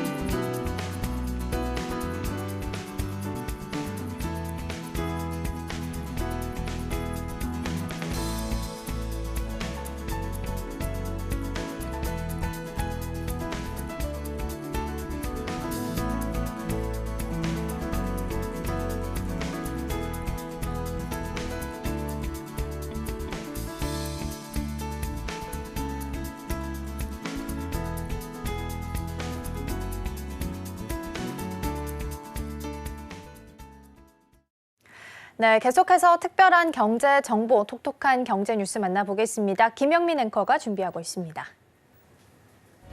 서울경제TV 톡톡한 경제뉴스 김영민입니다. 투자자들이 지금 가장 궁금해할 이슈를 찾아 그 내용에 대해 파고들어 볼 텐데요. 오늘 준비한 소식들 화면으로 바로 만나보시죠. 다양한 키워드 속 오늘은 보잉 살펴보겠습니다. 뉴욕 거래소에 상장된 보잉은 세계 최대 항공기 제작 회사이자 방위 산업체입니다. 일리노이주 시카고에 본사를 두고 있고 워싱턴주 시애틀 근처 도시 에버릿에 대규모 공장이 있죠. 보잉은 크게 두 개 회사로 나뉘는데요. 보잉 종합 방위 시스템은 군사와 우주에 관련한 일을 맡으며 보잉 상업항공은 민간 항공기를 제작합니다. 보잉이 방산부문 대표를 전격 교체했습니다. 현재 시간 9월 21일 외신에 따르면 켈리 오트버그 최고 경영자는 직원들에게 보낸 메일에서 테드 콜버트 방산 우주 부문 대표가 물러나게 됐다고 밝혔는데요. 시티그룹과 포드를 거쳐 2009년 보잉에 합류한 콜버트는 2022년 4월부터 방산 우주 부문 대표를 맡아온 바 있습니다. 이에 따라 해당 직무는 스티븐 파커 방산 부문 최고 운영 책임자가 임시 대행합니다. 오트버그 CEO는 이날 메일에서 이 중차대한 시점에 우리의 최우선 과제는 고객의 신뢰를 회복하고 고객이 기대하는 높은 기준을 충족해 전 세계에서 중요한 임무를 수행하는 것이라고 밝혔습니다. 이번 깜짝 발표는 최근 취임한 오트버그 CEO가 단행한 첫 주요 부문 인사인데요. 이번 인사 단행이 사상 최악의 위기에 직면한 보잉의 돌파구라는 평가가 나옵니다. 현재 보잉은 실적 악화와 주가 하락을 겪고 있습니다. 보잉은 지난 2분기에만 단기 순손실이 14억 4천만 달러에 달하고 6월 말 기준 부채는 600억 달러를 넘겼는데요. 보잉이 직면한 위기들 어떤 게 있을까요? 보잉은 지난 1월 발생한 알래스카 항공의 보잉 737 맥스9 여객기의 비행 중 동체 파손 사고 이후 큰 위기에 직면했습니다. 여객기가 약 5,000m 상공에서 비행하던 중 동체 일부가 뜯겨나가면서 비상 착륙하게 된 사건인데요. 이후 항공규제당국의 강도 높은 조사가 이어졌고 보잉의 품질 관리 실패 사실이 드러났죠. 일부 고객사들은 보잉 항공기 구매 중단을 검토하고 있다며 손절에 나서기도 했습니다. 우주 개발 사업에서도 보잉은 체면을 구겼는데요. 보잉사의 우주 캡슐 스타라이너가 도마 위에 올랐습니다. 스타라이너는 지난 2022년 5월 무인 시험 비행에서는 ISS에 도달한 후 지구에 무사히 귀환했지만 그 6월 5일에는 첫 유인 시험 발사 비행을 위해 나사 소속 우주 비행사들을 태우고 지구를 떠난 후 문제가 발생했습니다. ISS 도킹 이후 헬륨 노출과 기동 추진기 고장 등 기체 결함이 확인된 거죠. 이들의 지구 귀환 일정이 계속 미뤄졌던 가운데 나사는 결국 지난달 24일 우주 비행사들의 안전을 보장하기 위해 스타라이너의 무인 귀환을 결정하고 우주 비행사들의 귀환에는 일론 머스크가 이끄는 우주 기업 스페이스X의 우주 캡슐 드래건을 활용하기로 결정했습니다. 우주 비행사들 구출 작전이라는 임무를 받은 드래건은 현지 시간 9월 28일 오후 1시 17분 펠컨 9 로켓에 탑재돼 발사됐습니다. 드래건은 현재 ISS에 성공적으로 도착했습니다. 우주 개발에 야심차게 뛰어든 보잉이 굴욕적인 상황에 직면한 셈이죠. 여기에 더해 지난 13일부터는 보잉 최대 노조가 대규모 파업에 나섰습니다. 당연히 항공기 생산에 차질을 빚게 되겠죠. 보잉 노조의 이번 파업은 글로벌 금융위기였던 2008년 이후 16년 만입니다. 시애틀 지역과 오리건주에 있는 3만 명 이상의 보잉사 공장 노동자들이 파업에 돌입하기로 결정했는데 이들은 사측에 임금 인상을 요구하고 있습니다. 물론 보잉도 비용 절감으로 대응에 나섰습니다. 보잉은 우선 채용을 일정 기간 동결하고 많은 직원이 참여할 수 있는 임시 휴직을 시행하기로 했습니다.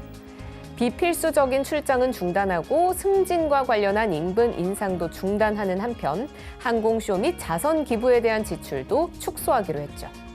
보잉 측은 향후 4년간 임금 30%를 인상하고 계약 보너스 $6,000를 지급하는 안을 노조에 제안하며 최후 통첩을 했지만 노조는 이 인상안이 기대에 미치지 못한다는 반응을 보여 대치를 이어가고 있습니다. 노조는 임금 40% 인상과 10년 전 폐지했던 확정급여형 연금을 돌려달라고 요구하고 있습니다.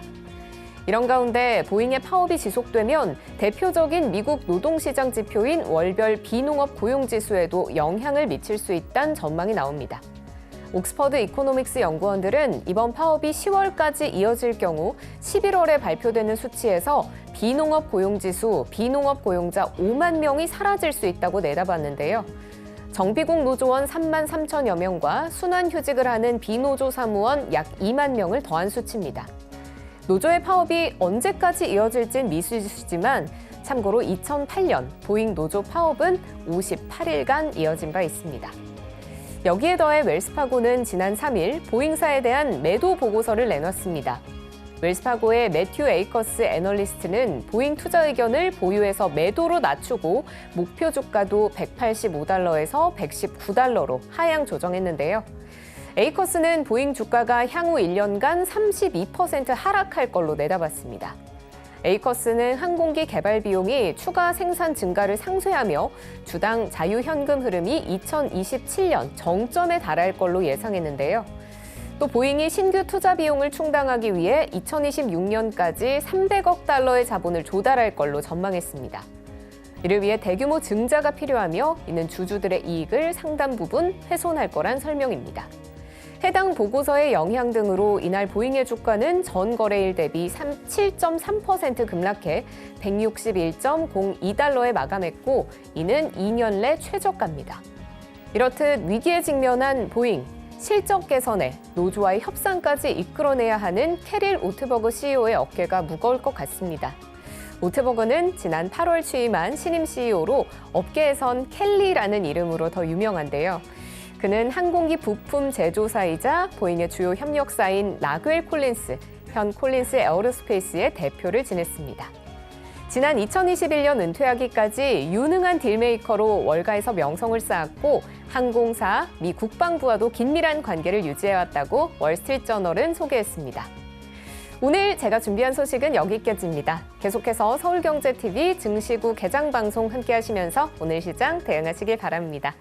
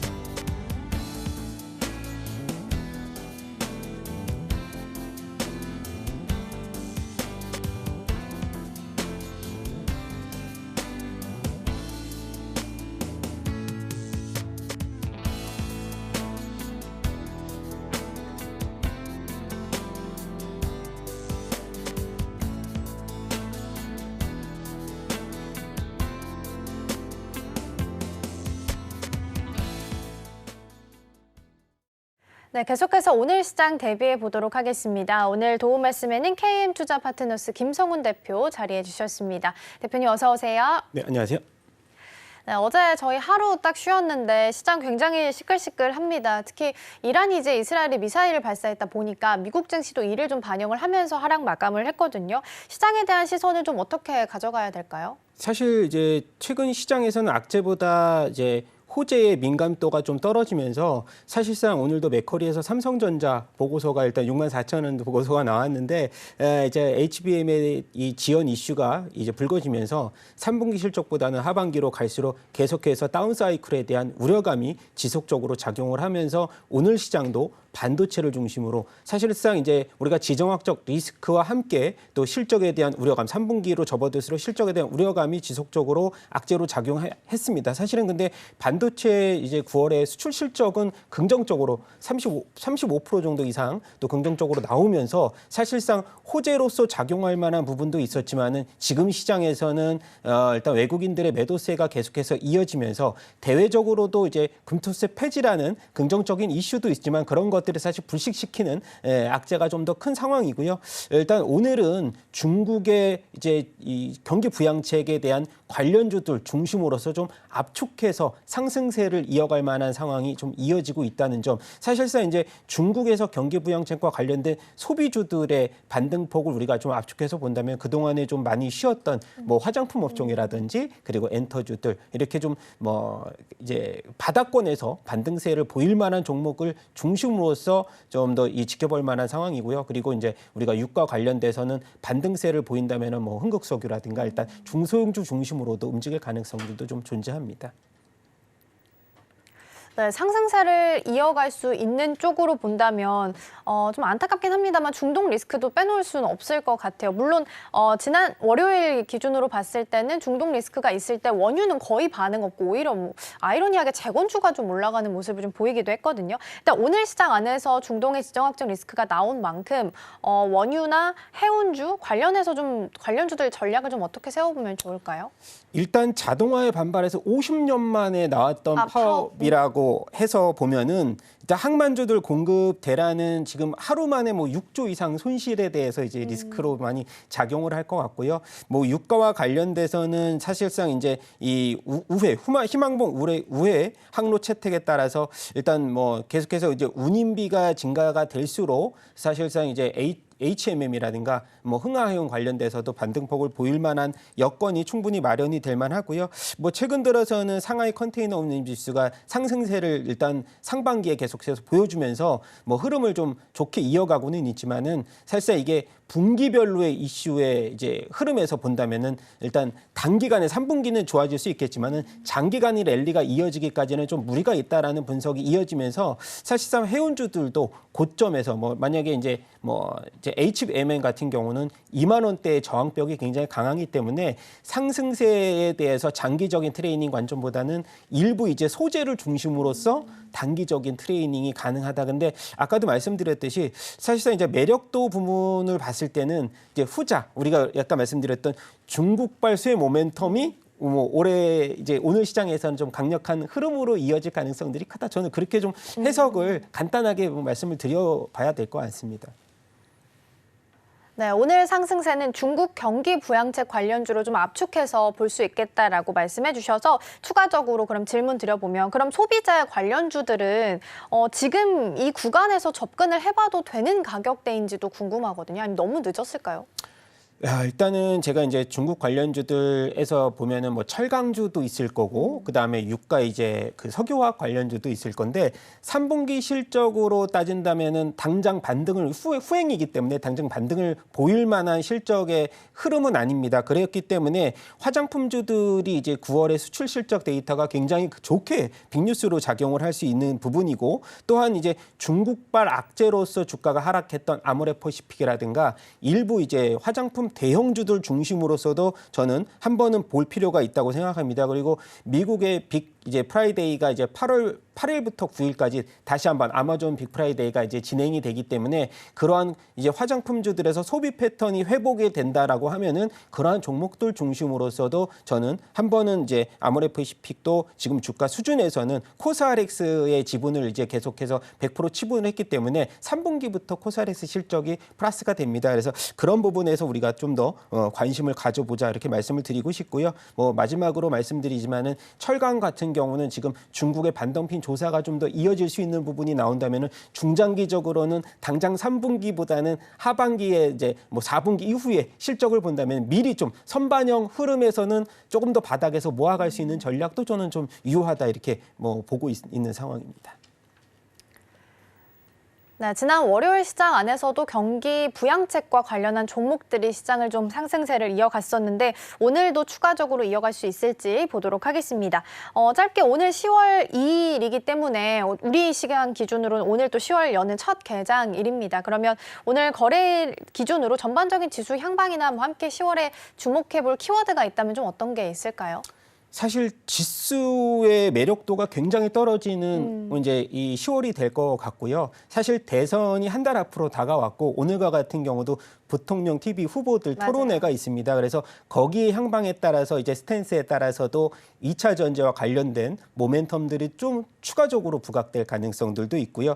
그래서 사실 지수는 2,600에서 2,700 사이에 계속해서 이제 박스권 흐름을 전망을 합니다. 대신해서 이제 외국인들의 수급 이슈를 계속 체크해야 될 것 같은데 이제 삼성전자의 잠정 실적이 발표가 된다라고 하면은 거기에 따라서 또 외국인들이 회귀 본능이 다시 한번 삼성전자의 실적 흐름이 개선폭을 이 계기로 해서 반등세를 보일 만한 흐름을 보일 수 있을 것 같고요. 그리고 마지막으로 테슬라의 10월 3일 이제 3분기 인도량이 46만 대 이상으로 우리가 예상치를 어느 정도 콘센서스를 부합한다면은 또 한 번 2차 전지의 흐름. 그래서 제가 봤을 때는 뭐 전체적인 지수보다는 개별주의 중심, 섹터 중심으로 보자 이렇게 마무리 짓고 싶습니다.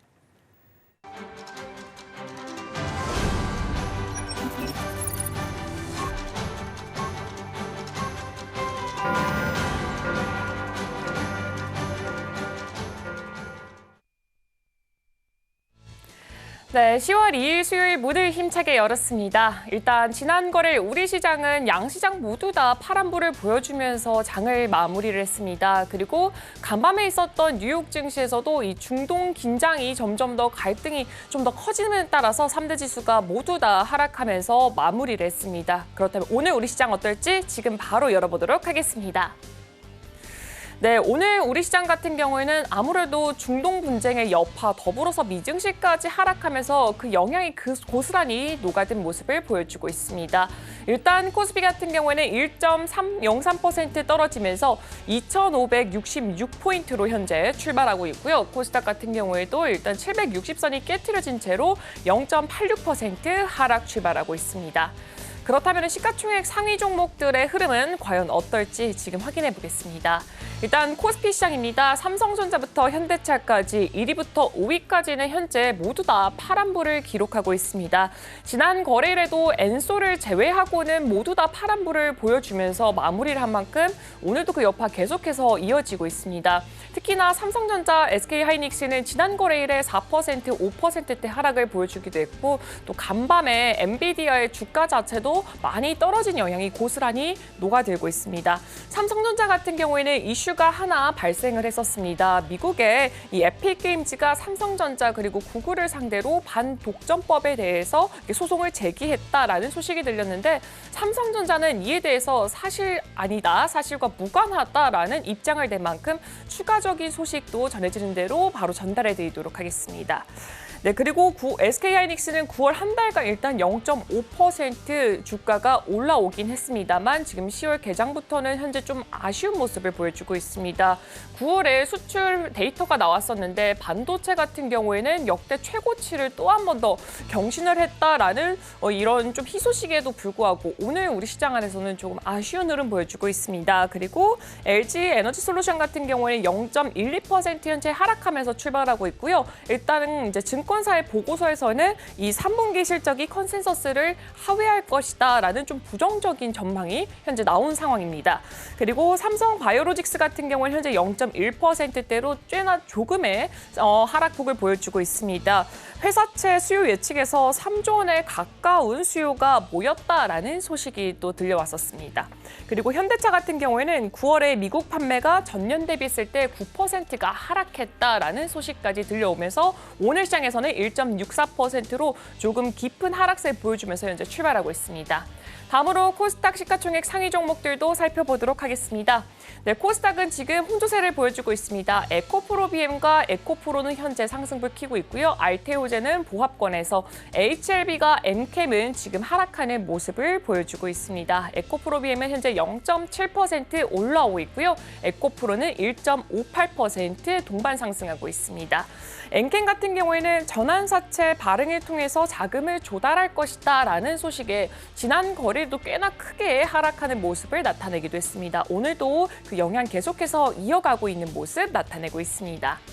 그렇다면 지금 우리 시장 속에서는 과연 어떤 종목들 움직이고 있는지 지금 바로 확인해 보도록 하겠습니다.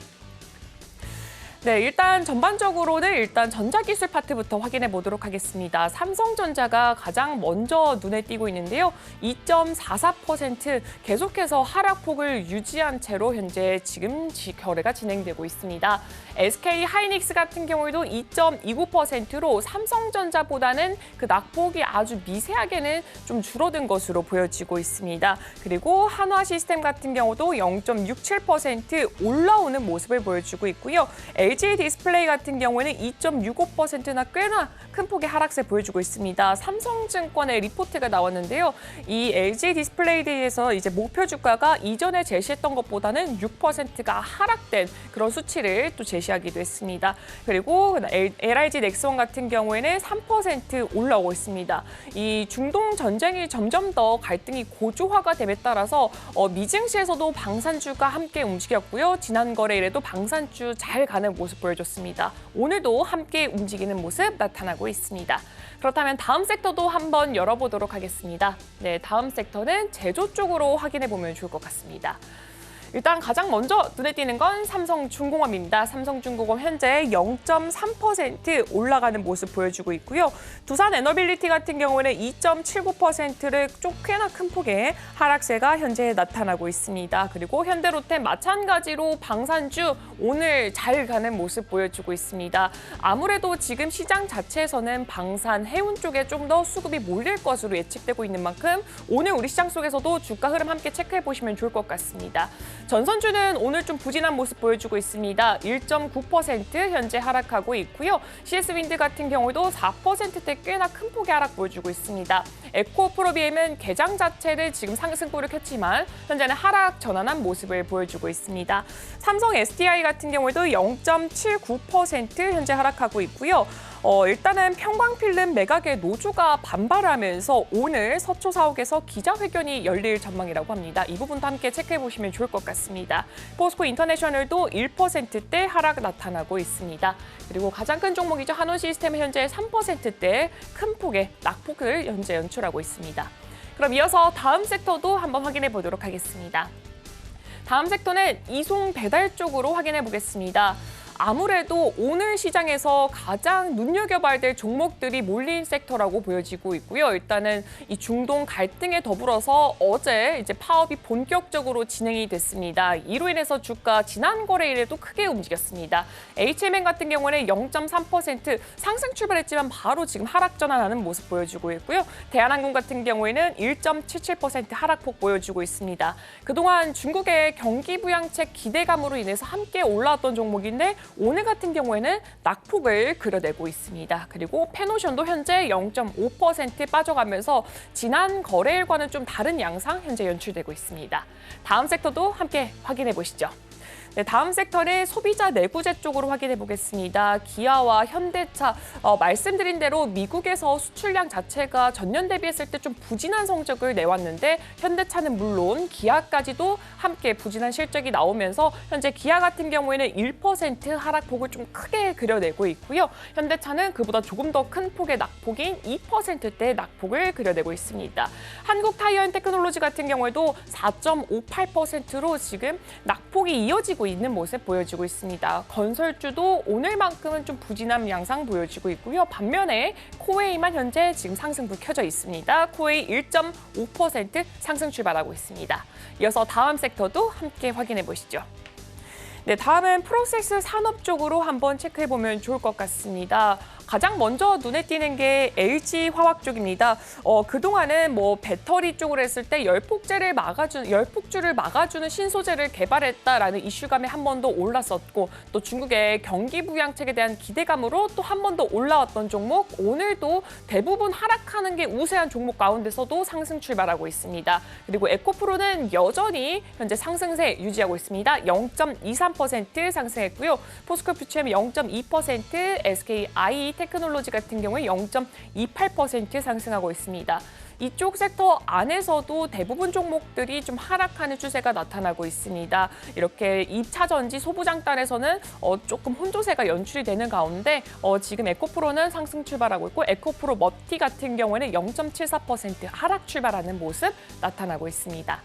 다음 섹터도 이어서 열어보도록 하겠습니다. 다음 섹터는 제약바이오 쪽 의료기술 파트로 한번 확인해 보면 좋을 것 같습니다. 일단 HLB는 0.23% 계속해서 떨어지는 모습 보여주고 있고요. 셀트리온 같은 경우에는 지난 거래일에 유일하게 시가총액 상위 종목들 중에서 상승폭을 켜냈던 종목이지만 오늘 같은 경우에는 지금 하락세를 연출하고 있습니다. ST팜도 0.1% 하락하고 있고요. 삼천당제약도 2.36% 그리고 SK바이오팜도 0.67% 하락하고 있습니다. 반면에 리가켄 바이오사이언스는 0.7%, 휴젤 같은 경우에는 굉장히 큰 상승폭 보여주고 있습니다. 3%대의 상승 나타나고 있고요. 그리고 유한양행 같은 경우에도 0.42% 현재 하락 출발하면서 제약바이오 섹터도 오늘만큼은 좀 부진한 모습을 나타내고 있습니다. 이어서 다음 섹터도 열어보도록 하겠습니다. 네, 다음 섹터는 금융 쪽으로 확인해 보도록 하겠습니다. 금융 쪽도 마찬가지로 오늘은 몇몇 종목을 제외하고는 모두 다 하락 출발하는 모습을 보여주고 있습니다. 일단 신한금융지주 같은 경우에는 0.7% 상승 출발하지만 마찬가지로 대장주도 함께 상승 출발하고 있습니다. KB금융지주도 지금 상승 출발하고 있고요. 반면에 이제 하나금융지주는 0.5% 하락하고 있고 화재보험 쪽도 2.42%, 1.05% 하락하면서 오늘은 좀 부진한 모습이 연출되는 것으로 확인되고 있습니다. 다음 섹터도 열어보도록 하겠습니다. 네, 다음 섹터는 리테일 트레이드로 지금 가장 먼저 보이는 종목이 실리콘투입니다. 실리콘투는 아무래도 이제 화장품의 대장주로 꼽히고 있는 만큼 실적도 잘 나오고 있고 그리고 수출 데이터도 잘 찍혔습니다. 하지만 오늘은 0.65% 하락하는 모습을 나타내고 있습니다. 다음 섹터도 이어서 열어보도록 하겠습니다. 네, 다음 섹터는 테크놀로지 쪽으로 확인해 보면 좋을 것 같습니다. 가장 먼저 눈에 띄는 게 네이버가 먼저 눈에 띄고요. 일단은 네이버 같은 경우에는 자사주 취득과 소각 결정에 소폭 상승하면서 지난 거래일에 마무리를 지었습니다. 현재 주가는 0.24% 올라오면서 출발하고 있습니다. 다른 종목들도 확인해 보자면 NC소프트 같은 경우에도 1.73% 신작 기대감으로 지금 현재 상승 출발하고 있습니다. 반면에 펄어비스 같은 경우 0.52% 하락하고 있고요. 크래프톤은 그동안 잘 가졌지만 오늘은 1.46% 꽤나 큰 폭의 낙폭 그려내고 있습니다. 넷마블은 현재 보합권에서 지금 거래가 진행되고 있습니다. 네, 지금까지 우리 시장 속에서도 움직이는 종목들 확인해봤습니다. 네, 계속해서 개장 분위기 살펴보겠습니다. 개장하기 전에 중동 리스크가 있어서 관련주들 움직이지 않을까라고 말씀 좀 드렸는데 역시나 오늘 열어보니까 맞습니다. 흥구석유 강하게 움직이고 있고요. 극동유화나 중앙에너비스도 강한 움직임 보이고 있습니다. 해운 쪽도 움직임 있고요. 에스텍스 그린로직스가 주도하면서 지금 움직이고 있는 것으로 확인되고 있습니다. 더불어서 빗썸이 나스닥 상장 검토한다라는 소식 속에서 물론 후속보도 조금 더 보셔야겠지만 가상화폐 관련주 T사이언티픽 관련해서 주도하면서 움직이고 있는 것으로 확인이 좀 되고 있습니다. 전반적으로 일단 환율부터 오늘 좀 체크를 해보겠습니다. 앞서서 이제 중동 리스크는 체크를 해봤기 때문에 환율 시장을 좀 보니까 달러에는 143엔대고요. 달러 원을 봤을 때는 1322원 선에서 현재 흘러가고 있습니다. 대표님, 지금 이시바 총리가 당선이 됐습니다. 근데 아무래도 금리 인상을 용인하는 쪽, 그리고 시장의 유동성 막 풀면 안 된다라는 쪽의 인물이다 보니까 이제 엔캐리 트레이드에 대한 우려감 조금 더 높아진 상황입니다. 근데 엔화 강세 보이고 있고, 위안화도 강세 보이고 있고, 원화도 이제 강세 보이면서 1,300원대까지 이제 떨어지지 않겠느냐라는 이야기 나오고 있는데, 그럼 분명히 외국인 입장에서는 메리트가 생기는 구간이잖아요. 근데 아직 들어오진 않는데 수급 들어올 가능성도 있을까요?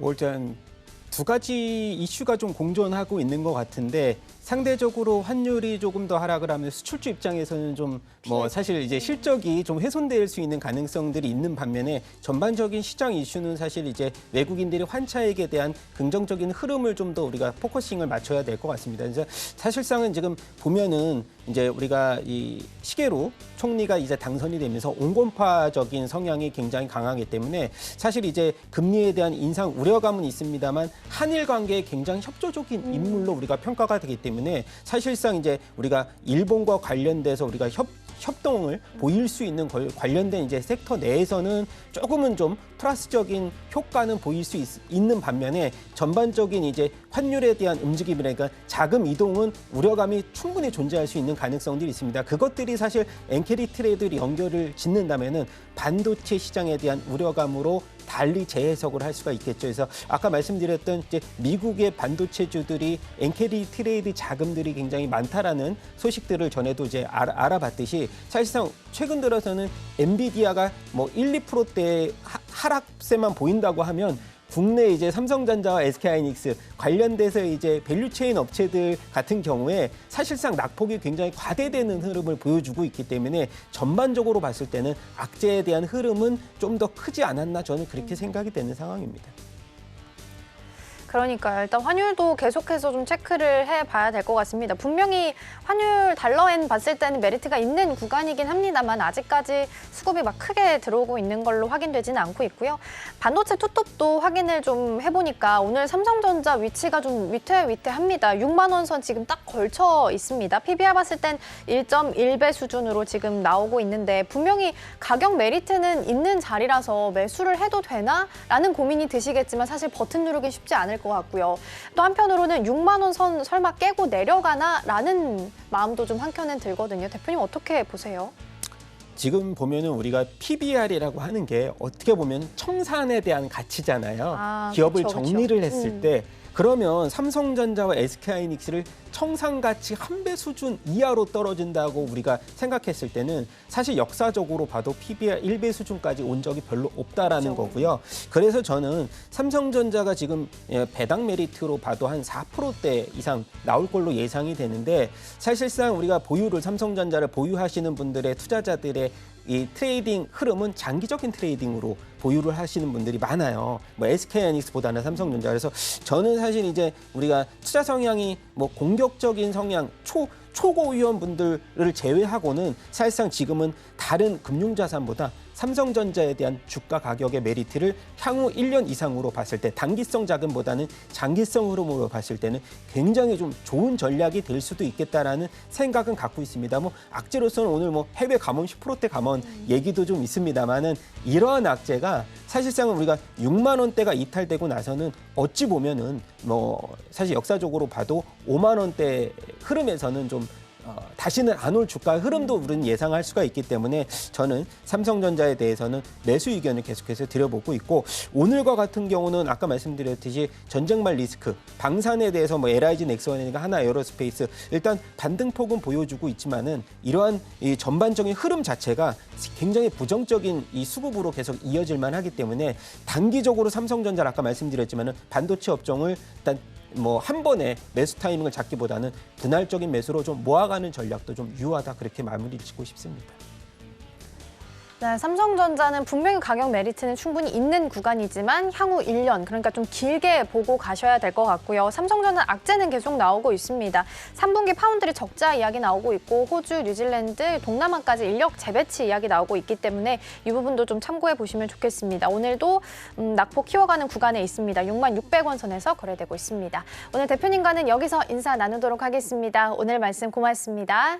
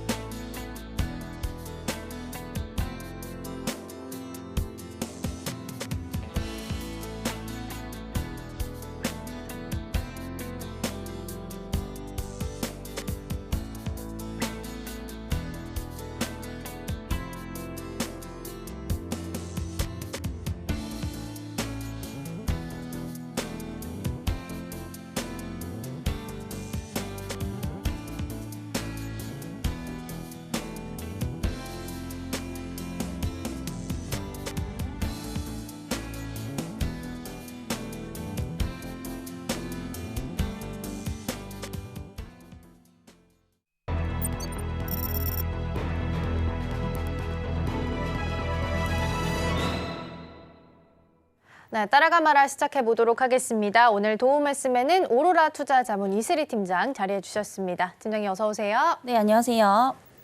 네, 오늘 시장부터 먼저 확인을 좀 해볼 텐데 뚜껑 열어보니까 1% 넘게 지금 양시장은 하락을 하고 있습니다. 근데 테마로 봤을 때는 해운, 정유, 그러니까 중동 리스크 빼고는 지금 설명이 안 되는 것 같거든요. 전반적인 분위기 좀 어떻게 보고 계세요? 네, 방금 앵커님께서 말씀 주셨다시피 오늘은 사실 방산의 날이 아닐까라고 좀 보고 있습니다. 왜냐하면 어제 미국 시장도 갑자기 급격하게 좀 밀리는 그런 모습들을 좀 보여줬었거든요. 결국에 이제 그 근본적인 원인이 이런 경제 지표보다도 사실상 이제 지정학적 리스크가 훨씬 더 강하게 좀 작용을 하지 않았나라고 좀 보고 있는 상황입니다. 그래서 어제 미국도 이제 방산 관련주들, 특히 로키드 마틴 관련해서 이와 관련된 종목들의 이제 상승이 이어졌고 우리나라 증시도 그대로 좀 영향을 받고 있는 이런 모습들입니다. 아무래도 이제 그 지정학적 리스크는 쉽게 지금 또 해결이 될 수는 없다라고 좀 보여지고 있거든요. 왜냐하면 지금 또 미국 대선을 앞두고 이게 근본적으로 지금 당장에 뭔가 종전을 할 수는 없는 부분이기 때문에 사실상 연말까지 좀 지속적으로 관심을 가져보셔야 되지 않을까라고 좀 보고 있는 상황입니다. 그래서 사실 이제 그 전쟁 관련해서 우리가 좀 수혜를 볼 수 있는 것은 대표적으로 이제 방산, 이제 무기 제조하는 기업들을 좀 보시면 될 것 같고요. 방산 3사는 지속적인 좀 관심을 좀 가져야 될 것 같습니다. 최근에 이제 수주 잔고도 지속적으로 좀 늘어나고 있고요. 아무래도 이제 분위기가 상당히 좀 험악하다 보니까 아무래도 이런 방산에 대한 수요는 점진적으로 좀 증가할 수밖에 없다라는 거. 그리고 여기서 만약에 이제 해리스가 이제 대통령이 된다라고 한다면 추가적으로 이제 방산 관련주들이 더 올라갈 수밖에 없다라고 좀 보여지고 있습니다. 어쨌든 이제 트럼프가 되더라도 방산은 갈 수밖에 없는데 지금 입장 차이를 보면은 어쨌든 트럼프 이제 후보 같은 경우에는 이제 자기가 이제 대통령이 되면은 전쟁을 이제 종전을 시킬 것이다. 이런 얘기들도 좀 나오고 있는 상황이기 때문에 누가 되든 간에 사실상 상승할 수밖에 없는 섹터가 아닐까라고 좀 보고 있는 상황이고요. 이와 관련해서 최근 이제 해운주까지 같이 동반 상승이 좀 나오고 있는 상황이기 때문에 좀 관련주들 좀 지속적인 관심을 가지시면서 좀 보시면 좋을 것 같고요. 사실 이제 반도체들 같은 경우에는 이제 지속적으로 좀 빠지고 있습니다. 어느 정도 좀 반등이 나오는가 하더니 최근 들어서 다시 한번 좀 모멘텀을 좀 잃어가고 있는 이런 상황인데 아무래도 이제 10월 8일인가요? 이제 앞으로 삼성전자 또 잠정 실적 발표가 좀 나오기 때문에 그 전까지는 조금 관망을 하시는 게 좀 좋지 않을까라는 말씀 드리겠고요. 만약에 이제 중장기적 관점에서 보신다라고 한다면 최근에 이제 삼성전자가 또 이제 52주 최저가를 좀 달성을 하고 있는 측면에서 봤을 때 오히려 좀 모아가시기에 좀 좋은 자리가 아닐까라는 말씀 드려보도록 하겠습니다. 네, 오늘은 중동 리스크 빼놓고는 또 이야기가 안 되는 시장인 것 같습니다. 수급이 전반적으로 그쪽으로 다 지금 거래 대금도 쏠려 있는 것으로 확인이 좀 되고 있고요. 방산주 이야기해 주셨는데 모건 스탠리 쪽에서도 해리스, 트럼프 어느 후보가 되더라도 방산주는 같이 수혜 받아갈 것이다라는 긍정적인 코멘트도 어제 나왔으니까 함께 보시면 좋겠습니다. 잠깐 삼바 보고 갈게요. 삼성바이오로직스 0.72% 하락을 하면서 지금 약보합 수준에 있습니다. 워낙 최고가 막 110만 원 이야기할 때 막 잘 갈 거라고 생각했는데 오늘 차트 열어봐서 일봉 잠깐 보니까 21선을 지금 이탈한 것으로 나오고 있거든요.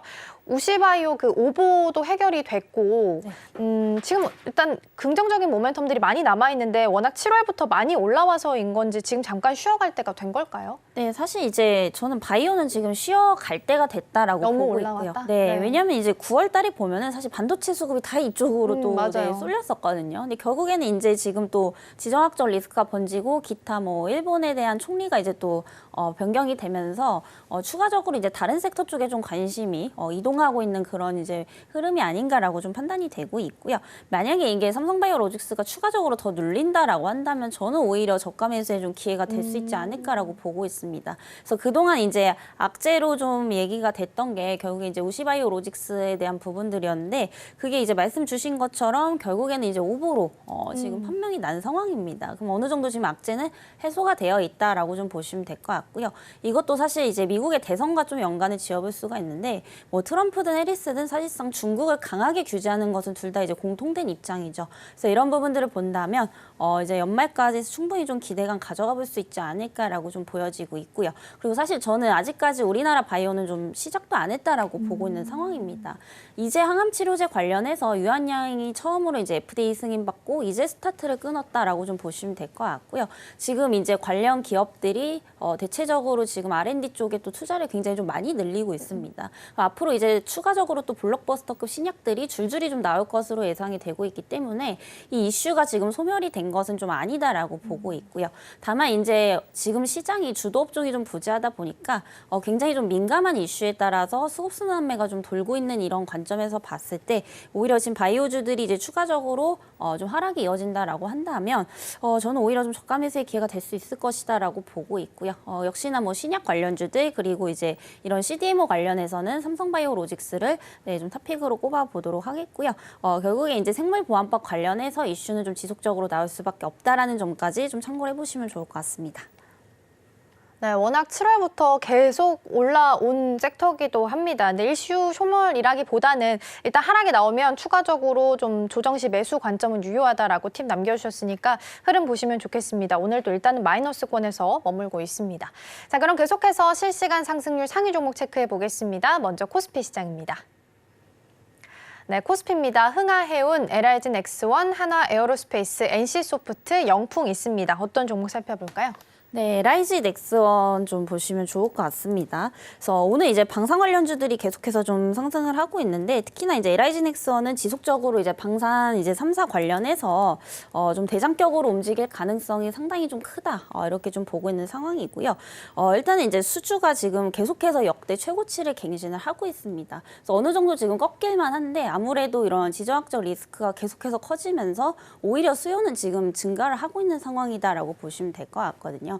그리고 이제 천공2 관련해서도 기존에는 이제 유럽 중심이었다면 최근에는 이제 중동 국가까지 저변을 좀 확대를 하고 있습니다. 그리고 연말에 이제 이라크 수출까지 이제 합산을 하게 되면은 약 23조 원 정도 될 것으로 좀 보이고 있습니다. 그래서 LIG넥스원 같은 경우에 사실 이번뿐만이 아니라 지금 최근 3년 동안 보게 되면은 매출액이라든지 영업이익이 지속적으로 지금 성장을 하고 있다라고 좀 보시면 될 것 같고요. 앞으로 여기에서 저는 많이 올랐지만은 프리미엄을 추가적으로 좀 더 줘야 되지 않을까라고 보고 있습니다. 그래서 처음에는 이제 유럽에 대한 의존도가 너무 높은 게 아니었냐, 방사는 곧 끝날 것이다 이런 우려감들이 있었는데 결국에 이제 중동적으로 이제 저변을 확대하면서 이 우려감들을 지금 깬 시점이고요. 그리고 최근에 이제 필리핀에서 또 이제 방산 전시회에도 참여를 했습니다. 그래서 앞으로는 중동뿐만이 아니라 동남아까지 또 늘어날 것으로 좀 보이고 있는 상황이기 때문에 아직까지 이제 이런 부분들은 또 매출상에 좀 크게 반영이 안 되고 있는 상황이거든요. 앞으로 이제 실적은 더욱더 좀 좋아질 수밖에 없지 않겠나라고 보고 있습니다.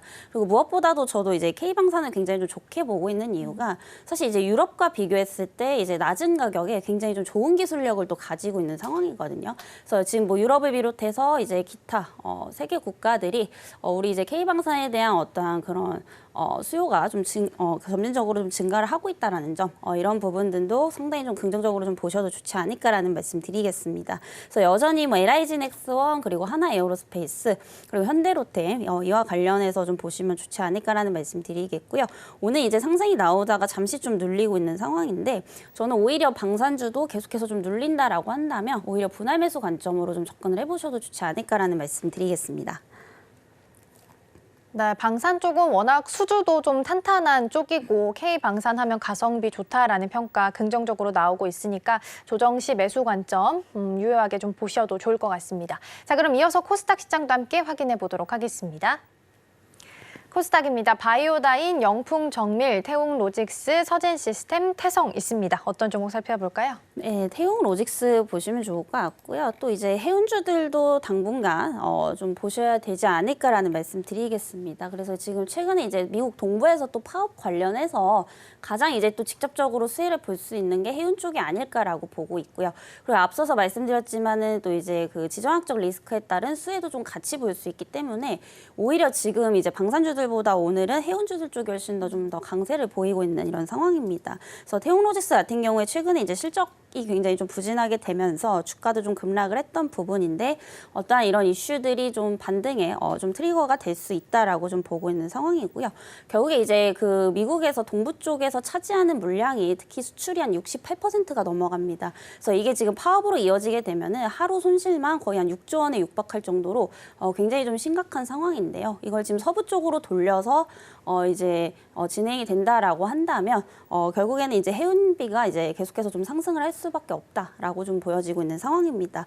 이에 따라서 이제 국내 관련 기업들이 이런 운임 상승에 따른 어떤 실적 개선으로 이어질 수밖에 없는 부분이기 때문에 지금 현재 시장 관점에서 봤을 때 충분히 좀 접근 가능하다라고 좀 보여지고 있고요. 오늘 시장에서 보셨다시피 지금 이슈에 굉장히 민감합니다. 그래서 결국에는 단기 트레이딩 관점에서 접근을 하시려면은 이슈가 있는 종목을 좀 따라갈 수밖에 없는 부분이거든요. 그래서 지금 이 파업이 생각보다 좀 길어질 것으로 예상이 되고 있기 때문에 중간에 뭔가 이런 세론이나 조정은 나올 수 있어도 당분간은 좀 지켜볼 만하지 않을까 이렇게 좀 보고 있는 상황입니다. 그래서 태용로직스 이제 2거래일째 지금 강하게 상승이 나오고 있는데 만약에 조금 현재 관점에서 접근을 하신다라고 한다면 추가적으로 이제 어떤 가격 전략은 좀 잘 참고를 하셔야 될 것 같고요. 워낙에 좀 변동성이 좀 강한 종목이다 보니까 지금 이제 보시면 이제 3,800원대 사실 오는 시가만 좀 깨지 않는다면은 추가적인 어떤 우상향까지 좀 기대를 해볼 수 있지 않을까라고 보고 있고요. 좀 단기 관점에서 보신다면은 목표가는 한 4,700원대까지 한번 참고를 해보시면 좋을 것 같습니다. 네, 해운 같은 경우는 중동 리스크 플러스 지금 항만 파업까지 같이 붙어 있습니다.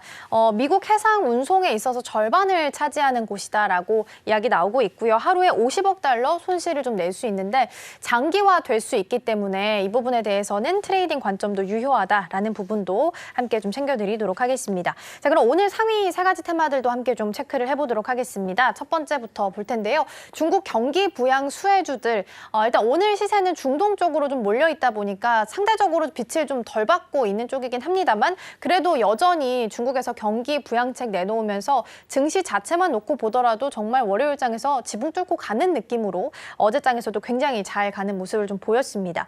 지준율 인하 이야기 나오면서 시장에 190조 원 정도 유동성 풀 거로 예상되고 있고 부동산 쪽도 대출에 있어서 금리를 일괄적으로 인하하겠다라는 소식을 전하기도 했습니다. 관련해서 뭐 석유화학도 있겠고 화장품주도 있고 카지노 여행 관련주도 있으니까 잠시 후에 함께 좀 체크해 보도록 하겠고요. 중동 리스크는 앞서서 말씀드린 것처럼 시장에서 오늘 수급이 전부 다 이쪽으로 좀 쏠려 있는 모습입니다. 특히 해운 쪽은 항만 파업도 같이 이슈가 좀 붙어 있는 상황입니다. 그래서 약 50년 만에 파업이 좀 일어난 거기 때문에 장기화 된다면 좀 크게 문제가 될 수 있고 인플레이션도 자극할 수 있겠다라는 부분 해석할 수 있을 것 같고요.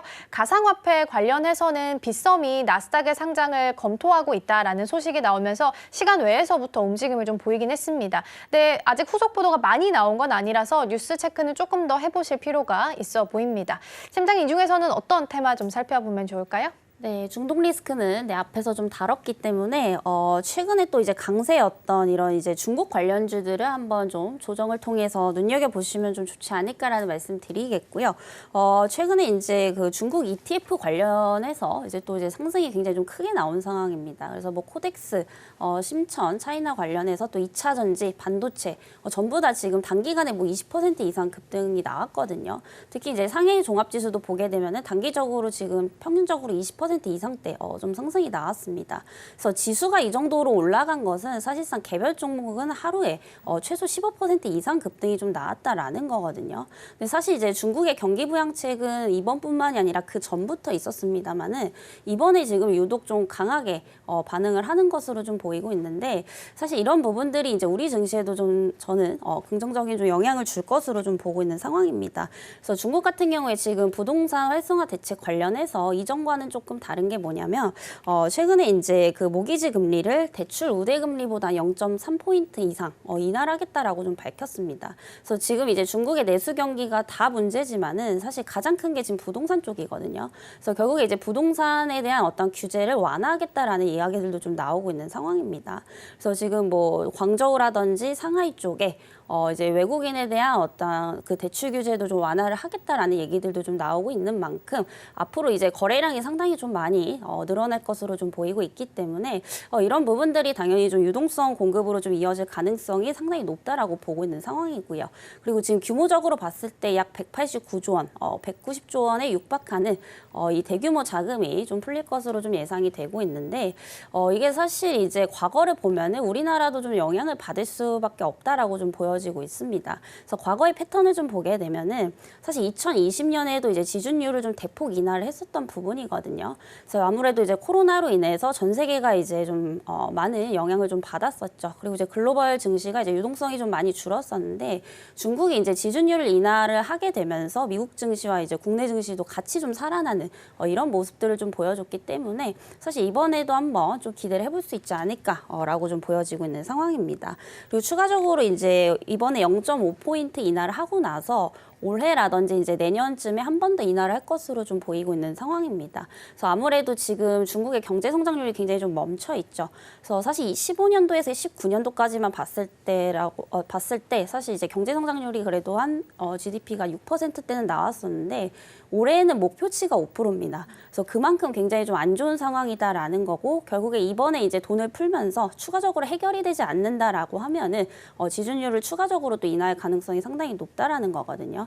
그래서 이런 부분들을 봤을 때 우리나라에도 좀 긍정적인 영향을 줄 수밖에 없다라고 좀 보여지고 있고요. 그리고 실제로 이제 2019년도에 지준율을 이제 대폭 인하를 했을 때 중국에서도 1인당 GDP가 1만 달러가 돌파가 됐었습니다. 그래서 결국에 이제 1인당 GDP가 좀 증가를 한다라는 것은 그만큼 이제 소비 여력이 높아진다라는 거죠. 그래서 이런 부분들을 봤을 때 국내 관련 기업들 중에서도 중국 쪽에 이제 소비재 수출을 하고 있는 기업들 위주로 좀 보시면 좋지 않을까라는 말씀드리겠고요. 최근에 이와 관련해서 소비재 기업들이 상당히 좀 강세를 좀 보였던 상황입니다. 그래서 오늘은 이제 조금 조정이 나오고 있는데 아무래도 이제 중국의 어떤 그런 국경절 이 있기 때문에 조금 쉬어가는 구간이 되지 않을까라고 보고 있고요. 오히려 저는 이제 조정이 나온다라고 한다면 이쪽 섹터도 사실상 좀 저가 매수의 기회로 좀 보고 있는 상황입니다. 그래서 대체적으로 이제 수혜를 받을 수 있는 이제 소비재 쪽을 좀 보신다라고 한다면 대표적으로는 이제 화장품이 되겠죠. 그래서 화장품들 같은 경우에 최근에 이제 중국의 내수 경기가 상당히 안 좋으면서 실적이 굉장히 좀 부진했던 상황인데 어쨌든 지준율 인하에 따른 어떤 직접적인 수혜를 좀 볼 수 있지 않을까라고 보고 있습니다. 이래서 이제 중국 매출에 대한 의존도가 높은 기업을 좀 보시는 게 좋을 것 같고요. 대표적으로는 이제 코스맥스 그리고 아모레퍼시픽 그리고 이제 의류 소비재 쪽으로는 이제 F&F까지 이 세 가지 종목을 조금 주력으로 보시면 좋겠다라는 말씀 드리겠습니다. 네, 중국 경기 부양책 관련해서 수혜주들이 전부 우르르 가서 선별하기가 굉장히 까다로웠을 것 같은데 화장품 쪽으로 봤을 때는 코스맥스랑 아모레퍼시픽 그리고 의류 쪽에서 봤을 때는 F&F 탑픽 종목 주셨으니까 투자하실 때 참고해 보시면 좋겠습니다. 오늘 팀장님과는 여기서 인사 나누도록 하겠습니다. 오늘 말씀 고맙습니다.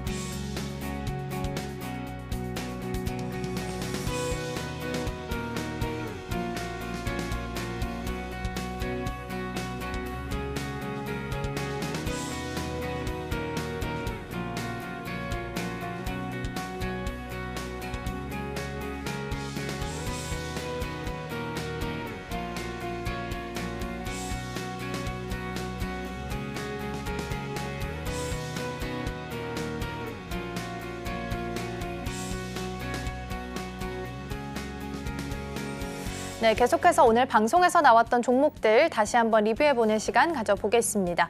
먼저 증시 8로 함께 이동해서 흥하해운부터 살펴보도록 하겠습니다. 우리 김선윤 전문가님의 탑픽 종목이었고요. 오늘 시장은 중동 리스크 발로 인해서 이쪽 관련주들로 수급이 좀 쏠린 모습입니다. 그중 하나가 또 흥하해운이기도 하죠. 이란이 이스라엘에 미사일을 발사를 했고요. 이스라엘도 여기에 가만히 있지 않겠다. 재보복을 지금 하겠다라고 이야기한 상황이기 때문에 계속해서 리스크는 좀 높아지고 있는 상황입니다. 더불어서 지금 흥하해운 같은 경우는 해운주에 엮여있기 때문에 항만 파업과도 관련주로 지금 속해 있을 수 있는 상황인데요. 약 50년 만에 지금 파업이 발생을 했고 하루 파업을 하면 정상화하는 데까지 한 5일 정도 소요가 된다고 합니다. 장기화되게 된다면 곡물에 대한 부담도 있기 때문에 인플레이션 자극도 될 수 있고 그럼 연준이 그동안 좀 잘 잡아왔던 2%대에 대한 물가에 대한 부담도 벗어날 수 있기 때문에 이에 대한 우려감도 좀 높아지고 있습니다. 일단 오늘 시장 안에서 안에서는 관련주로서 1.6% 상승하면서 2,410원 선에서 오늘 현재 거래되고 있습니다. 1차 목표가가 2,900원, 2차가 3,500원입니다. 이것도 함께 참고해 보시면 좋겠고요. 이어서 증시 구로 함께 이동해 보겠습니다. 우리 이세리 팀장과 함께 중국 경기 부양 수혜주들 좀 살펴봤습니다. 오늘은 살짝 조정받는 종목들이 좀 보입니다. 다만 오늘은 중동 리스크 쪽으로 쏠려 있다 보니까 수혜는 덜 받고 있지만 그 전까지 굉장히 큰 시세를 낸 바 있습니다. 지금 중국은 국경절로 잠시 쉬어가고 있는 구간이기 때문에 이 이후에도 계속해서 영향을 좀 받을 수 있는 상황이고요. 지금 기준으로 봤을 때 나흘 새 중국 증시에만 8조 원 정도 유입이 됐다고 합니다. 이게 더 커질 수 있다라는 측면에서는 좀 더 긍정적으로 보셔도 좋을 것 같고요. 오늘 탑픽 종목으로는 아모레퍼시픽 주셨는데 2.8% 오늘은 살짝 조정 나오고 있고 코스맥스도 1.7%로 전반적으로 화장품주 중에서도 좀 쉬어가는 모습 대장주가 쉬어가고 있고요. FNF 의류 쪽으로는 2.7%대 강세 보이면서 움직이고 있습니다. 중국 쪽 비중이 높은 LG생활건강은 오늘 0.79%로 아모레퍼시픽과는 약간 엇갈리면서 가고 있는 것으로 확인되고 있습니다. 오늘 브리핑은 여기까지 전해드리겠습니다.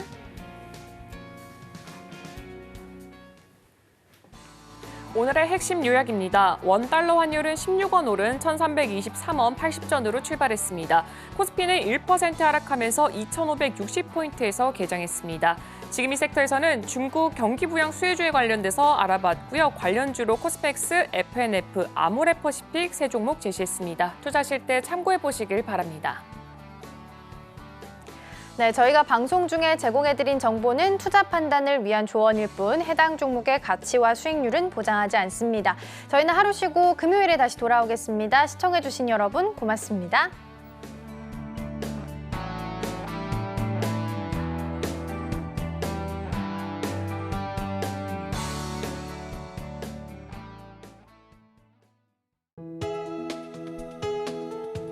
본 방송에서 제공하는 투자 정보는 투자 판단에 대한 조언입니다. 방송에서 제공하는 주식의 가치, 가격 상승 및 하락에 대해서는 방송사에서 보장하지 않습니다.